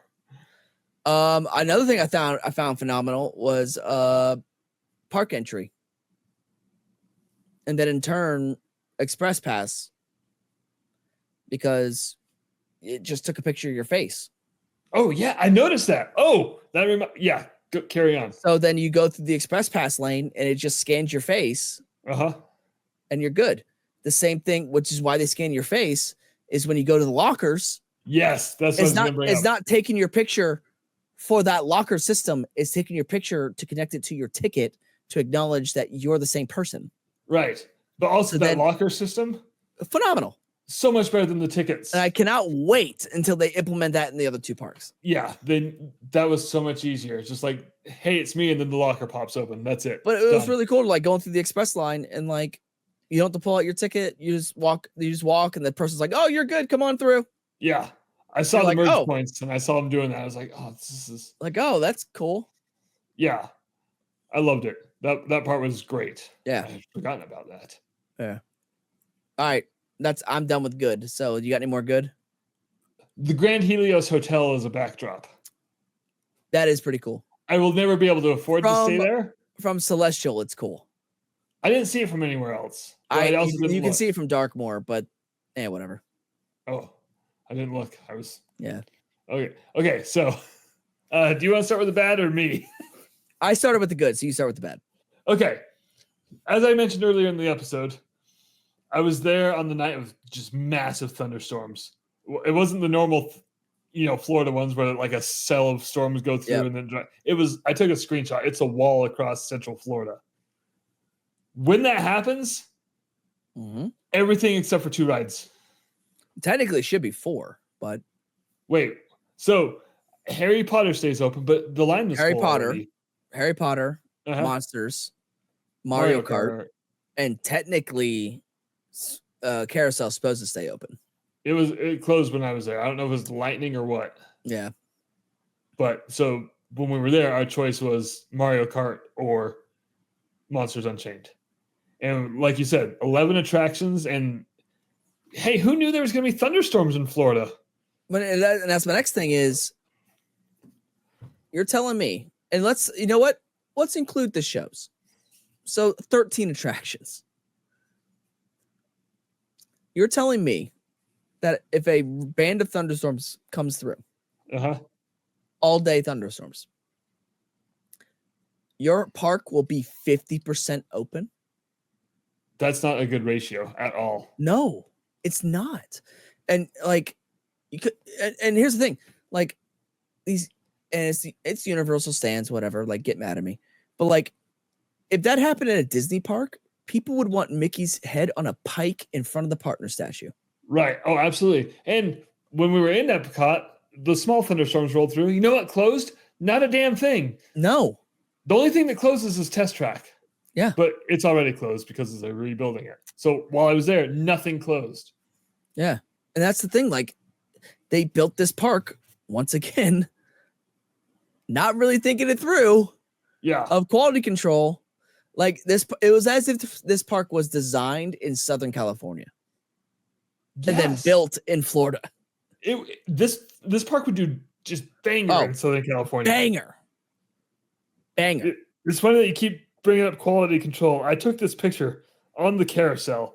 Now, when I went, it was 5 days after official opening. I don't know if this will be able to show up. This is the seat I was on. Oh, come on. Is that already paint getting picked off? Oh, there's chunks taken out of it. Jesus. I mean, that's the thing. Same thing with Yoshi. All of the little leaf stems are apples broken off. And it's not like the leaf stems were like, the leaves are this big. It's not like they're like these little leaves. Like they are a foot long. Yeah. Like I look at this and I'm like, the Magic Kingdom carousel is like 150 years old or something. I don't know how old it is, but it's older than the park. It's fun fact about the Magic Kingdom carousel. It is one of 3 5 abreast carousels operated in the world. Wow. But where did they get it? Because they didn't build it. They found it, right? No. Am I confusing it with the Disneyland one? No, Disney World was built. Okay. So Disneyland's is older than... yeah. Okay, that's the old one. Yeah. But there's no chunks taken out of the saddles. But Disneyland's is not 5 abreast. So it's like, is it 4? That's more than I would have guessed 3. It's small. Yeah. So Magic Kingdom, 5 abreast. Disneyland Paris, 5 abreast. And Six Flags Over Georgia. So you've been to 2 of them. I have ridden all 3, baby. You've been to Disneyland Paris? I have. I've ridden all 3. Oh, I know. And Paris was the last one I rode, and I'm a grown ass man riding the carousel in Paris, being like, I'm on the 3rd one. I'm on the 3rd one. Just check that off your list right now. I did. I was like, I rode all 3 5 abreast operating carousels in the world. Yeah, I would do the same. Okay, so I'll go off on my next negative. Okay. I hated being in an MC Escher painting and walking upstairs nonstop. Now, some of the stairs were necessary. Okay. Mario Kart, there's stairs. Yoshi. Let me first that. I'm going to talk about just the queue lines. Not even the lands, the queue lines. Mario Kart stairs. Yoshi stairs. I didn't ride Donkey Kong, but there's stairs. Yeah, there's stairs. Stairs. Okay, so there's 3 for 3 on land number 1. Monsters Unchained. Stairs. But we like those stairs. Those were good stairs. But still stairs. Still stairs. But it's a mansion. You All have stairs in the mansion. Ministry of Magic. No stairs. Oh, nice. I'll give them that. Hiccups Wing Gliders. Stairs. Yeah, because you have to go over the station. Yep. Stairs. Fire Drill. You have to go down stairs. Stairs. I didn't ride it. I know those stairs. Right. Stairs. What's the Wing Gliders? Wing Gliders. No stairs. No, right? No stairs. Stardust. Stairs. Not Wing Gliders. Dragon Racer. Dragon Racers. No stairs. No stairs. Stardust. Stairs. Right. 7 out of the 11 rides in this park have stairs. Like, I get it, but like, have you seen the people that go to Orlando? Yeah. Theme parks? Have you not seen the NASCAR race that happens every Sunday in Orlando? Like, now I'm trying to think of like stairs in Magic Kingdom. 0. No, Tiana's has stairs. Oh, yes, Tiana's does have stairs. But, and this is a bad example, but the Tomorrowland Speedway has stairs, but who cares? Oh, I guess you had to exit. Yeah, but then like People Movers should have stairs, but they're like, nah, ramp. Right. That's the thing. And that's the thing. Like, Disney just builds ramps. Yeah. Just build ramps. Like, okay, so you've been to Disneyland. Yes, I just went. One of my favorite queues and is the Space Mountain queue. But like all the levels it goes through, they're all ramps. Yeah. But I love how that queue is like a tour of Tomorrowland. I mean, Star Tours at Hollywood Studios, ramps. Like, yeah, they're so much easier. Like, just build. I think it's like you have this land, you want to build this land or this park on a small footprint, so you're gonna put all these stairs in. But like going back to Nintendo World, you go up an escalator to be at the top of the land, and the only way out of it is to go down an escalator or down the stairs? Immediately, though. Like, my emotions going up that, I was like, this is so cool. I get to the top, I was like, look at this. Look at all that. Oh, You I know have what to would go have back been better? down? You know what would have been better? What? A moving walkway through the pipe. Yeah. Well, I mean, the pipe part wasn't. Because guess what? In Mario, you walk up to the pipe and you stand there and you go, whoop, whoop, whoop. I mean, you don't walk. He stands there and he goes in. The up part was an escalator. But the down part wasn't. It's just so unnecessary, especially because, like I said, Hollywood doesn't do that. Like, I've seen a superior version. Right. And then also, like I said earlier, like, if I'm playing a platformer game, the platformer games, you go from left to right, down to up. Yeah. The worst levels and the levels we all hated, you started at the top and had to work your way down because the damn ceiling chased you. Yeah, right. Yes.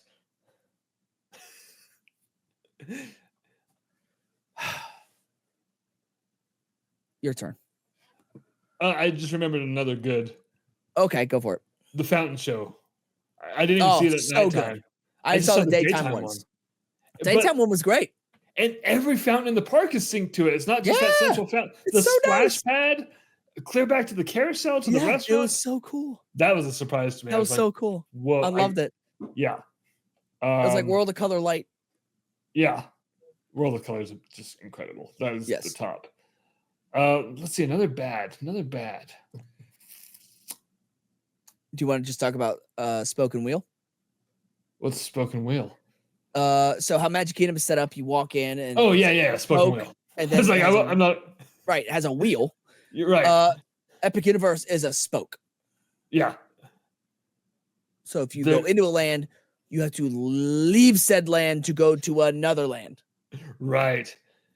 You were telling me you couldn't finagle away. The only one I could say is okay, Burke. That's tough because the roller coaster's in the way. And Harry Potter. But like Dark Universe, Super Nintendo World, okay. Maybe you don't want those two lands connected. So maybe put Harry Potter and Dark Universe on the same side of the park and Isles of Burke and Super Nintendo World on the same side of the park and move the coaster one direction or another. Yeah. No, you're absolutely right. Because when oops, I hit my microphone. I'm so sorry.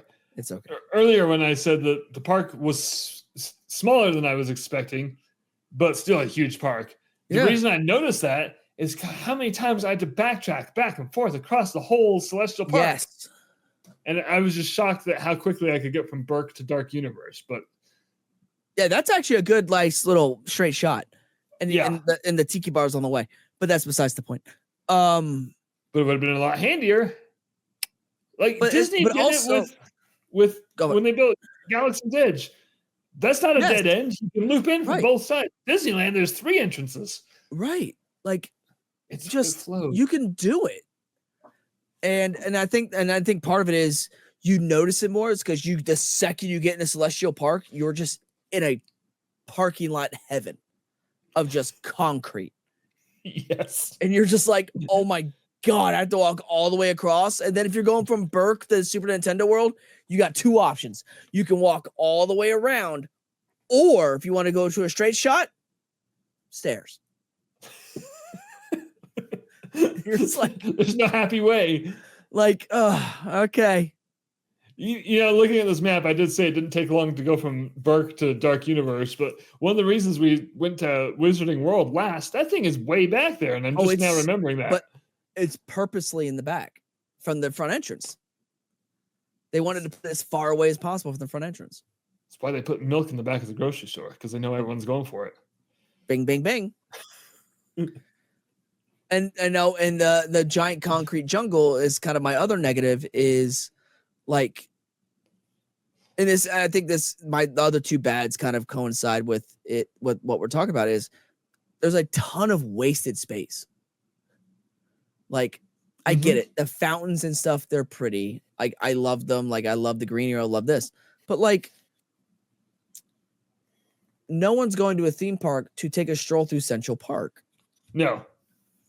And I think the problem is that when this park was originally being conceived, the ideology was that Celestial Park was going to be like a city walk. Mm-hmm. Oh, really? and then each land would have its own ticket center. Whoa. So you could buy a ticket and you could go into each of the lands, or if you wanted to experience the restaurants, the stores and stuff in Celestial Park, you could. And then they were like, oh wait, that's a dumb idea. But then didn't like but kept the physical idea. Right. So which in turn leads to like, did you feel rushed when you were there? Oh yeah, absolutely. 100%. Right. And I felt the same way. I felt rushed. I couldn't enjoy the park, which is why I kind of go back to it being a locals park, is like I felt rushed because I didn't have any time to enjoy the park. I had to go from here to there to over here to here to there to over here to here to there. And that's why I never even saw the Burning Blade Tavern. Right. Like you feel so rushed to get everything done that you want to get done, that for people that don't go to theme parks a lot, like if this is someone's only trip they're going on and this is like their once in a life, they're gonna be miserable and they're gonna be like, this is actually, you know what this is? This is a express pass perfection park. Oh yeah, but that costs extra. Right. Damn. But you buy the express pass, your life will be easier in this park. Yeah, and that'll give you time to kind of explore the park. That's the thing. I even had the express and I still felt rushed. Oh wow. We were waiting in lines. So the week I went though, like it was only hotel guests and like the annual passes. Yeah. So well, the problem is when I was there is stuff kept breaking. Yeah, I could see that being a problem. So it's like, oh, I've got this pass for Mario Kart. Well, it's delayed. Okay. I'm gonna go over to Ministry of Magic. It's delayed. Fuck. All right, I'm gonna go over to Yoshi's. It's delayed. Fuck. That was my experience at Islands of Adventure the day before. Really? Everything broke. Like we were in line for Hagrid's, broke. And we waited that one out. Then we went to Velocicoaster, broke. I'm looking at the app. Velocicoaster, Hagrid's, Jurassic Park, Kong, and Hulk were all broken down at the same time. So and that sounds like an electrical problem, if anything. I don't know. It's crazy that all of them were broke at the same time. Yeah, it was. And that's the like, thing. What the hell did we do?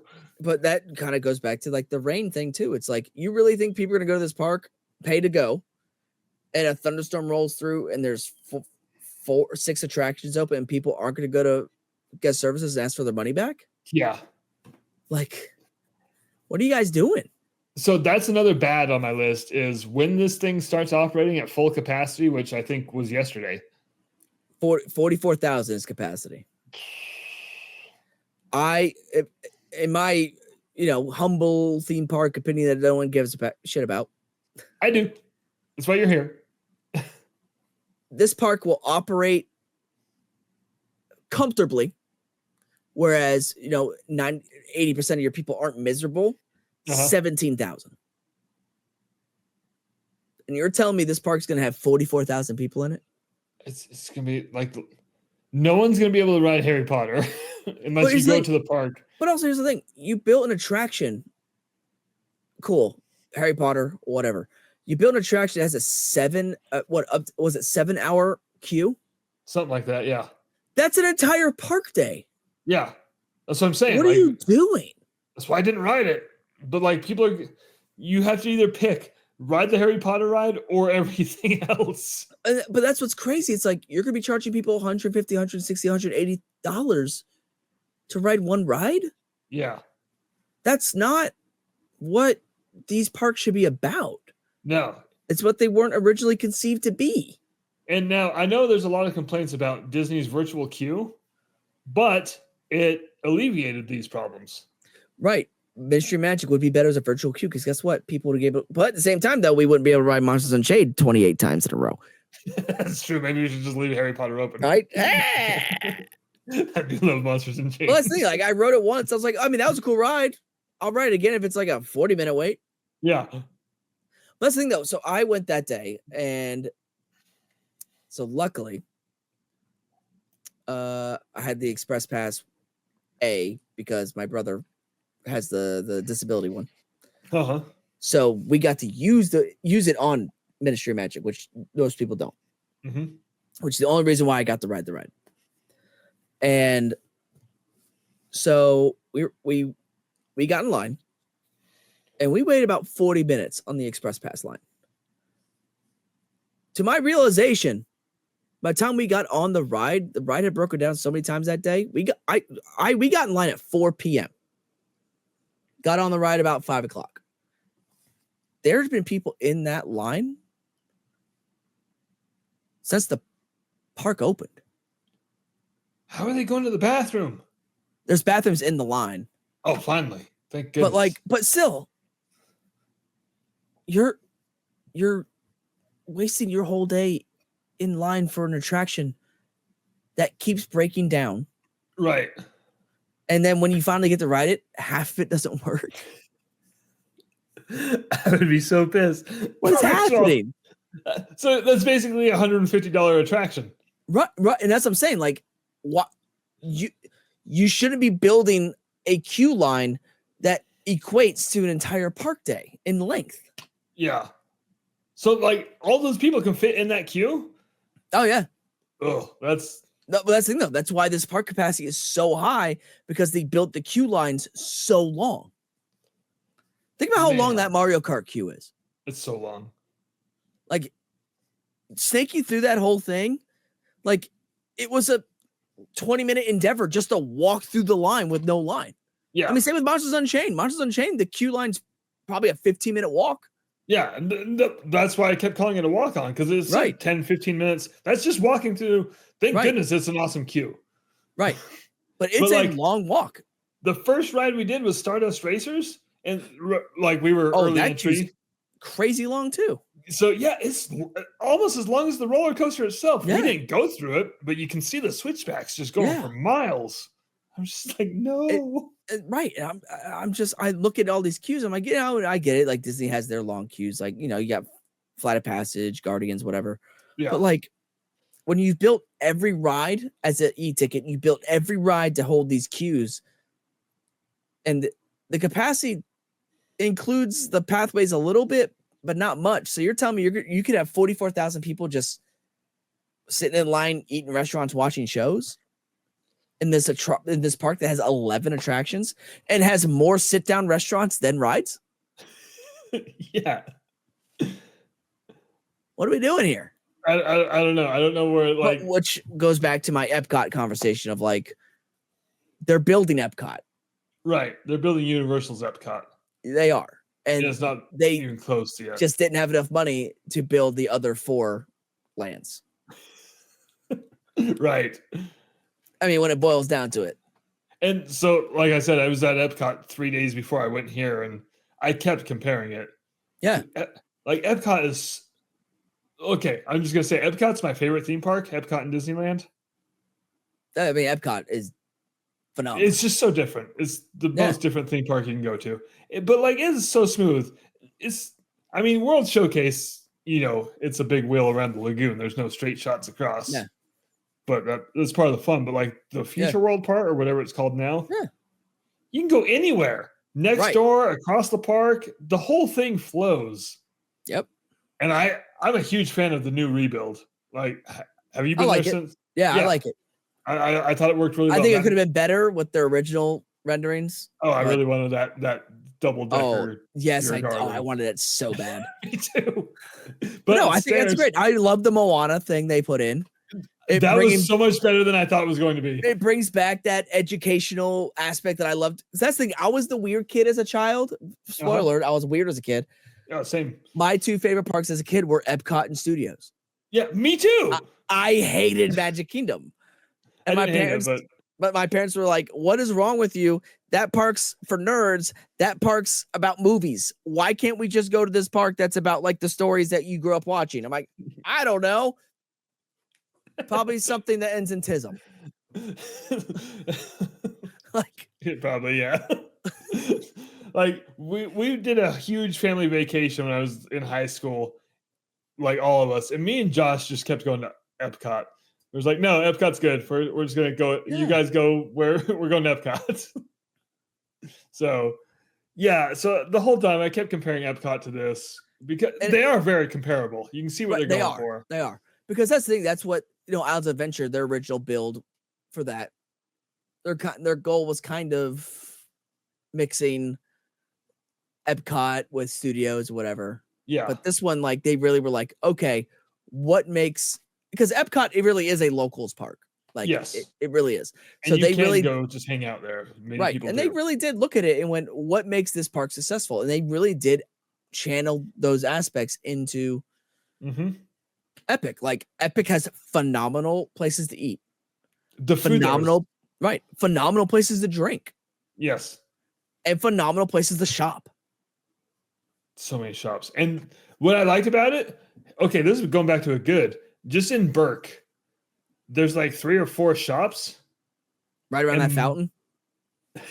Well, that one there. And then there was like over by the meet and greet, there was another shop. Oh, yeah. And they all had different stuff. Right. And I really appreciated that. Right. Because that is one thing I do criticize Disney for, is you're going to find a lot of the same stuff in a lot of the same shops. And that's what I loved about shops. Disney when I was little. Because my parents, when growing up, they were like, because throughout the year, like our allowance per se, because we went to Disney a lot. Yeah. Our allowance, like what stuff we'd earn, is back when they had Disney bucks still. Yeah, I remember Disney bucks. Right. So my mom would go to Disney store, local Disney store, and go buy a bunch of Disney bucks, and that's how she'd pay us in our allowance. So when we went on a Disney trip, we would have a stack of Disney bucks that we got to spend. That was our money to spend. We could spend on whatever we wanted. Yeah. Food, merchandise, whatever. That was our money to spend. So I always appreciated Disney in the aspect of like, we could be at Magic Kingdom and like, you're going in the shops and you're like, oh, I really like that. You're like, okay, but I don't want that yet. And you go to explore different shops. But then at the end of the day, you could go to the Emporium. Yeah. And the Emporium had everything from all the different lands. Yeah, I respect the Emporium. And that's not the case anymore. Well, right. So the Emporium they're all Emporiums. Like, right. They're all Emporiums. And it's like I was just going to say, there's 3 gift shops in Tomorrowland, and I don't know why. Correct. There's at least the Buzz Traders. Lightyear one's just Toy Story stuff, though. It's true, but you can still find that stuff at Star Traders. Like, yeah. But I mean, there's the Tron stuff at the Tron one, but it's mixed. There's all the generic stuff is still in all of them, and Epic really just nailed that down. The Monsters Unchained store was so good. So good. I spent a lot of time in that store. Me too. And I didn't get. Well, I kept walking in. I kept walking in to see if either A, they restocked the Gilman back scratcher, or B, the LP, which neither were restocked when I was there. Rob said Dark Universe has the cosplay merch. So does Burke. My kid pointed out you can build an entire Toothless costume if you wanted to. Like with the backpack, there was gloves. The only entire costume you could build at Dark Universe was Gilman. With that sweet hat. Oh, I put it on too. I know you sent us a picture. Wait, were they out of the back scratchers when you were there? Yeah. Oh, there were so many when I was there. I'll get it one eventually. Yeah. Because I need to put it with all my Tiki stuff up here. Also, I'm glad that Rob's still here. Hi, Rob. But yeah, if I had out of 10, what would you give Epic? Right now, we mentioned earlier it has potential, but I'm shooting it for like a high 7. I'd give it that. It's a passing grade. Yeah. It's a passing. They did the bare minimum to pass. Yes. And granted, we're reviewing this when it's been open for a week and a half. Now, I think officially open. And here's the thing: when I was there, I don't know obviously when it was, they were already prepping the land next to Stardust for an expansion. Yeah, I saw the construction out there. So it's like, okay, so they even realize, crap. Yeah, and I'm not going to hold that too much against them because Animal Kingdom did the same thing. Exactly. So, and that's the thing. It is quite evident. A, they planned this park in one specific way. They understood they had to pivot, but didn't pivot enough. And B, they 100% ran out of budget. Yes, they did. 100% ran out of budget. And because they ran out of budget, they rushed opening. Yes. And I feel like they did. This is my conspiracy theory. I feel like you guys that got the preview passes, you were just guinea pigs. 100%. I'm telling you right now, if this park opened Labor Day, we wouldn't be seeing these issues. Oh, yeah, just to get the whole summer to get it cracked down. Yep. You get it cracked down with the thunderstorms, with this and that. Like, you have a Labor Day opening. I think a lot of these ride issues are worked out and things like that. But, yeah, I mean, they literally, when I went, they had just started operating the rides at full, like at capacity and this and that, like 3 or 4 weeks ahead of time. Yeah. Like, you're telling me you're a month and a half, you're running these rides? No way. Yeah, no. Like, those things need to run for 3-4 months. So I do have, before we wrap this up, I do have an additional concern for the future. Yes. Universal, look, we just spent a good chunk of this praising the animatronics in Monsters Unchained. Yeah. Universal is notoriously bad at animatronic upkeep. That is true. Like, when I rode Hagrid's the day before, that unicorn at the end looks like ass. The that Jurassic also outside.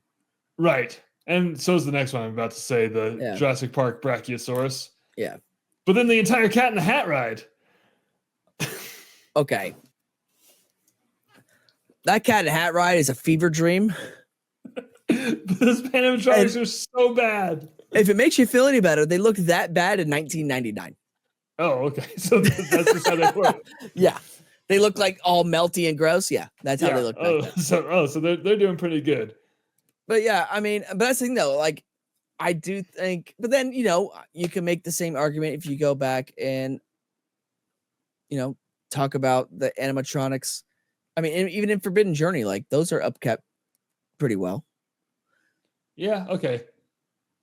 It's true. Maybe I'm just being picky. And right. I mean, that's the thing though. I mean, there's just different outdoor animatronics are just harder to keep up in general. Yeah. All my examples. Or any animatronic near water. I was going to say the Parasaurolophus from Jurassic Park 2, which is outdoors and in water. Yeah. Have you seen the animatronics in Tiana's? They were pretty good. Yeah. I saw some wear on Louis' neck. Louis getting a nice little rip there. Yeah. That's the thing, though. It just, but that's the thing. They wanted to make him look soft, and they did. Yeah. But, 3 weeks later, he's ripped. But, like, hopefully Universal just proves my concern wrong. Right. And I think they will. I think this is Universal's kind of that first real attempt of, like, not playing catch up. Right. Whereas Universal Studios technically wasn't catch up, but it was. Yeah. And Islands of Adventure was definitely catch up. Oh, absolutely. Because Animal Kingdom opened and they went, oh crap. Or Animal Kingdom broke ground and they went, oh crap. Yeah. But no, I think Epic's the first one, which I think they're also suffering from a Universal standpoint of building theme parks quickly because they built all of their theme parks quickly. But no, I think it's a good first step into creating better theme parks domestically. And we also have to recognize that budget stretch for sure, building the horror thing in Las Vegas, Texas Park, UK Park. That's true. I totally forgot about all those. And I'm down the street from the Las Vegas Park, park. I love that they're doing year-round horror nights. Right. Are you going to go? I'll make my way. Hey, when you do, let me know. I will. Vegas is my city. But yeah, it just Universal. They just, they're finally. It's the whole when the little brother becomes the same size as the big brother. Oh yeah, I'm very aware of this. Right? Yeah. So now it's like, you can't beat me up anymore. Yeah, I do think this park is a real good competition to Disney. Yes, I agree. Although all the comments on TikTok, they're like, Disney could never. I'm like, Disney did. Right. Stop saying that. Yeah, Michael Eisner did. Yeah, like stop saying Disney could never. You guys are just being blind. Did it twice. Yeah. It's true. My man Eisner took a land pavilion that was supposed to go into Epcot and made it a whole damn park. Yeah. Like, and here's the thing, made it a whole damn park after Universal went, hey, we're going to build a theme park in Orlando. And Eisner goes, the hell you are. Not before me, bitches. And then told them to start building now and still beat Universal to open. And then we're just going to dedicate an entire decade to it. Right. But no, it's just, I think Universal is moving in the right direction. It creates competition, which is best for everyone. Yeah. The only winner is us. Right. And I was talking to my mom about this, and I was like, that was the first time I've been like that. Epic Universe is the first domestic theme park to open in 25 years. Yeah. And the last one was California Adventure. Right. Like, that's crazy. Yeah. That's why I wanted to go. Like, you don't get to go to a new theme park. No. Like, this might be the only time, unless Disney builds another one. Right. Like, literally, I think Universal expands this one out. But still, I may not see a new theme park open in the United States in my lifetime. Yeah. No, same. That's crazy. It's very crazy to think about. Yeah. Because, like, even Disneyland, they had the room for the third park. They're like, yeah, that'll just be expansion to the other two now. Right. So, yeah. And so unless Disney builds a fifth, which I don't think they ever will. I don't think they could. It's not feasible. I think they could. I think they would have to center it like an Epic of like, this is not for kids. Right. So speaking of that, every year I take my kids on a big vacation. This was this year's vacation. Okay. We were just ranking Epic Universe. Next year we're doing a cruise. The year after they want to do a Disney World trip. And I'm like, cool, yeah, because I really missed the studios and Animal Kingdom on this trip. But we all already agreed that we will work in a day for Epic Universe. So there you go. There you go. I am holding it in high regard. Now, I will say this. I know, granted, you are further west than me. Almost all the way. Right? I would look into, instead of going to Disney World and Epic, trying to make, have you been to Disneyland Paris? No, I've never left the continent. Oh, I would look into trying to go to that park, those two parks. Really? Yeah. Because you can make Disneyland Kingdom Park for 2 days. And then the Studios Park, after all of its expansions are done, easily a day, maybe two. And then you can spend a few days in Paris proper. Like that would be a cool trip. And I even from Atlanta, I've done the math. It is cheaper for me to fly to Paris and go spend a week at Disneyland Paris than it is to me to fly from here to Orlando and spend a week in Disney World. Wow. Yeah. So just an option. That's a really good option. I'm mostly scared of the language barrier. Everyone speaks English. Oh, okay. As long as you try to speak French, it's just like it's Americans that go over there and just start speaking English to people, and they're like, "Meh." For me, I was like, "Oh, parlez-vous anglais?" Like, "Hey, do you speak English?" And they're like, "Yeah, what's up?" It's like perfect English, and I'm like, "Oh, okay." Oh, well, that changes everything. Yeah. So like, as long as you're not like a stereotypical like snobby American, and you like actually like try to speak French to them, and then they all realize they're like, "Oh, this poor guy." And then I'll take pity language. I'm fine with that. And they're like, "Hey, okay, just what's up?" Huh? Interesting. Good to know. Yeah. Shoot, I'm gonna have to look into it. It's the touristy places too. They'll always like it's for me. I always go to like the weird like side Parisian places, and like they'll get snooty with me, and I'm like, I want to experience like your thing's cool. I want to experience it, please. Yeah. Like I'm just sorry. I'm not French. Well, the things you have to apologize for. Right. Trust me. I kind of want to be at this point, but you know. Oh yeah, like can I stay? All right, well I'll keep that as an open up. I never even considered that. Yeah. But I don't know. I'm from Utah. I don't know how much that plane ticket would be, but And also, if you fly through Toronto, they have American Customs in Toronto, so you don't have to do customs when you get here. Oh. So when I go, I fly to Toronto, then fly out, and when I fly back, I go through U.S. Customs in Toronto. So when I land here, I don't have to go through customs. What airline? Air Canada. Oh, okay. Yeah. I don't even think we have that here. I'm gonna look into it. You've inspired me because I've always wanted to go to Disneyland Paris, but yeah, it is Disneyland Paris. The best way to describe it is a Disney park built by someone who loves Disney more than Walt Disney. Do you know who Eddie Izzard is? Yes, the comedian. Yeah, he's one of my favorite bits is him talking about Disneyland Paris, where it's just like, you gotta make the castle a bit bigger. They actually have them here, right? Yeah. But seriously, like it's a cool park, and that park. But this is also before all the new attractions here, like in Orlando, were built. But like Disneyland Paris proper Kingdom Park has more attractions in it than all of Walt Disney World at one point. Whoa. Yeah. Like I'm saying, you can spend 2 days in Disneyland Paris. And they have like Disney hotels and everything there, right? Oh yeah. I stayed and every Disney hotel is walking distance from the parks. Oh yes. Like Disney. Yeah, I stayed in the Cars one, the Santa Fe. So it was like Route 66 themed. I would love that. Kind of. That's just where I live, though. I know, but I loved it. I was like, "Oh, this is my dream." Like I love Route 66, but it's just right over there. Yeah, one of them's Route 66 themed. One of them's New York themed. Yeah, they're all American themed. Shit. One of them's Disneyland themed, right?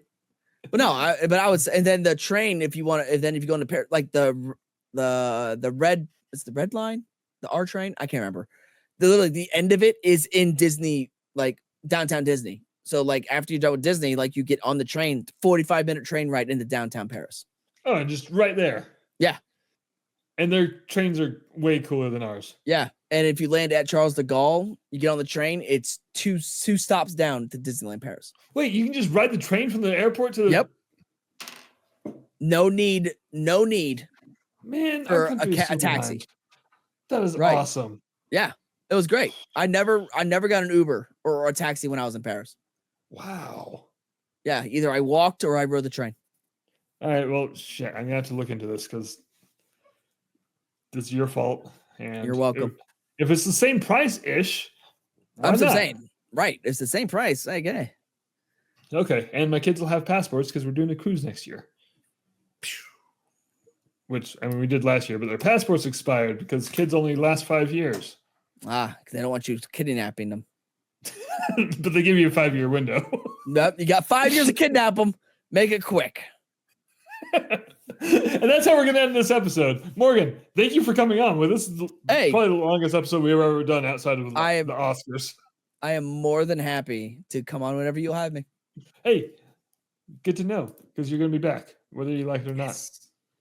And hack my system, and I'm just sitting here. I'm gonna walk by my computer and you'll just hack into it and start the podcast. I'm like, oh shit, I'm on it now. And like you lasted longer than Jordan and Josh on this episode. Well, we were talking about Epic, and we're the only two that went, so we were kind of I kind of felt bad, but running the convo. All right, well, we're gonna end the convo. Sounds good. I don't remember how to end my show. Uh-oh. Anyway, hey, listeners and viewers, you've been listening to and or watching the Mickey Mutineers. Morgan, thank you. Josh and Jordan weren't. Thank them too. Ryan couldn't be here tonight. And that's it.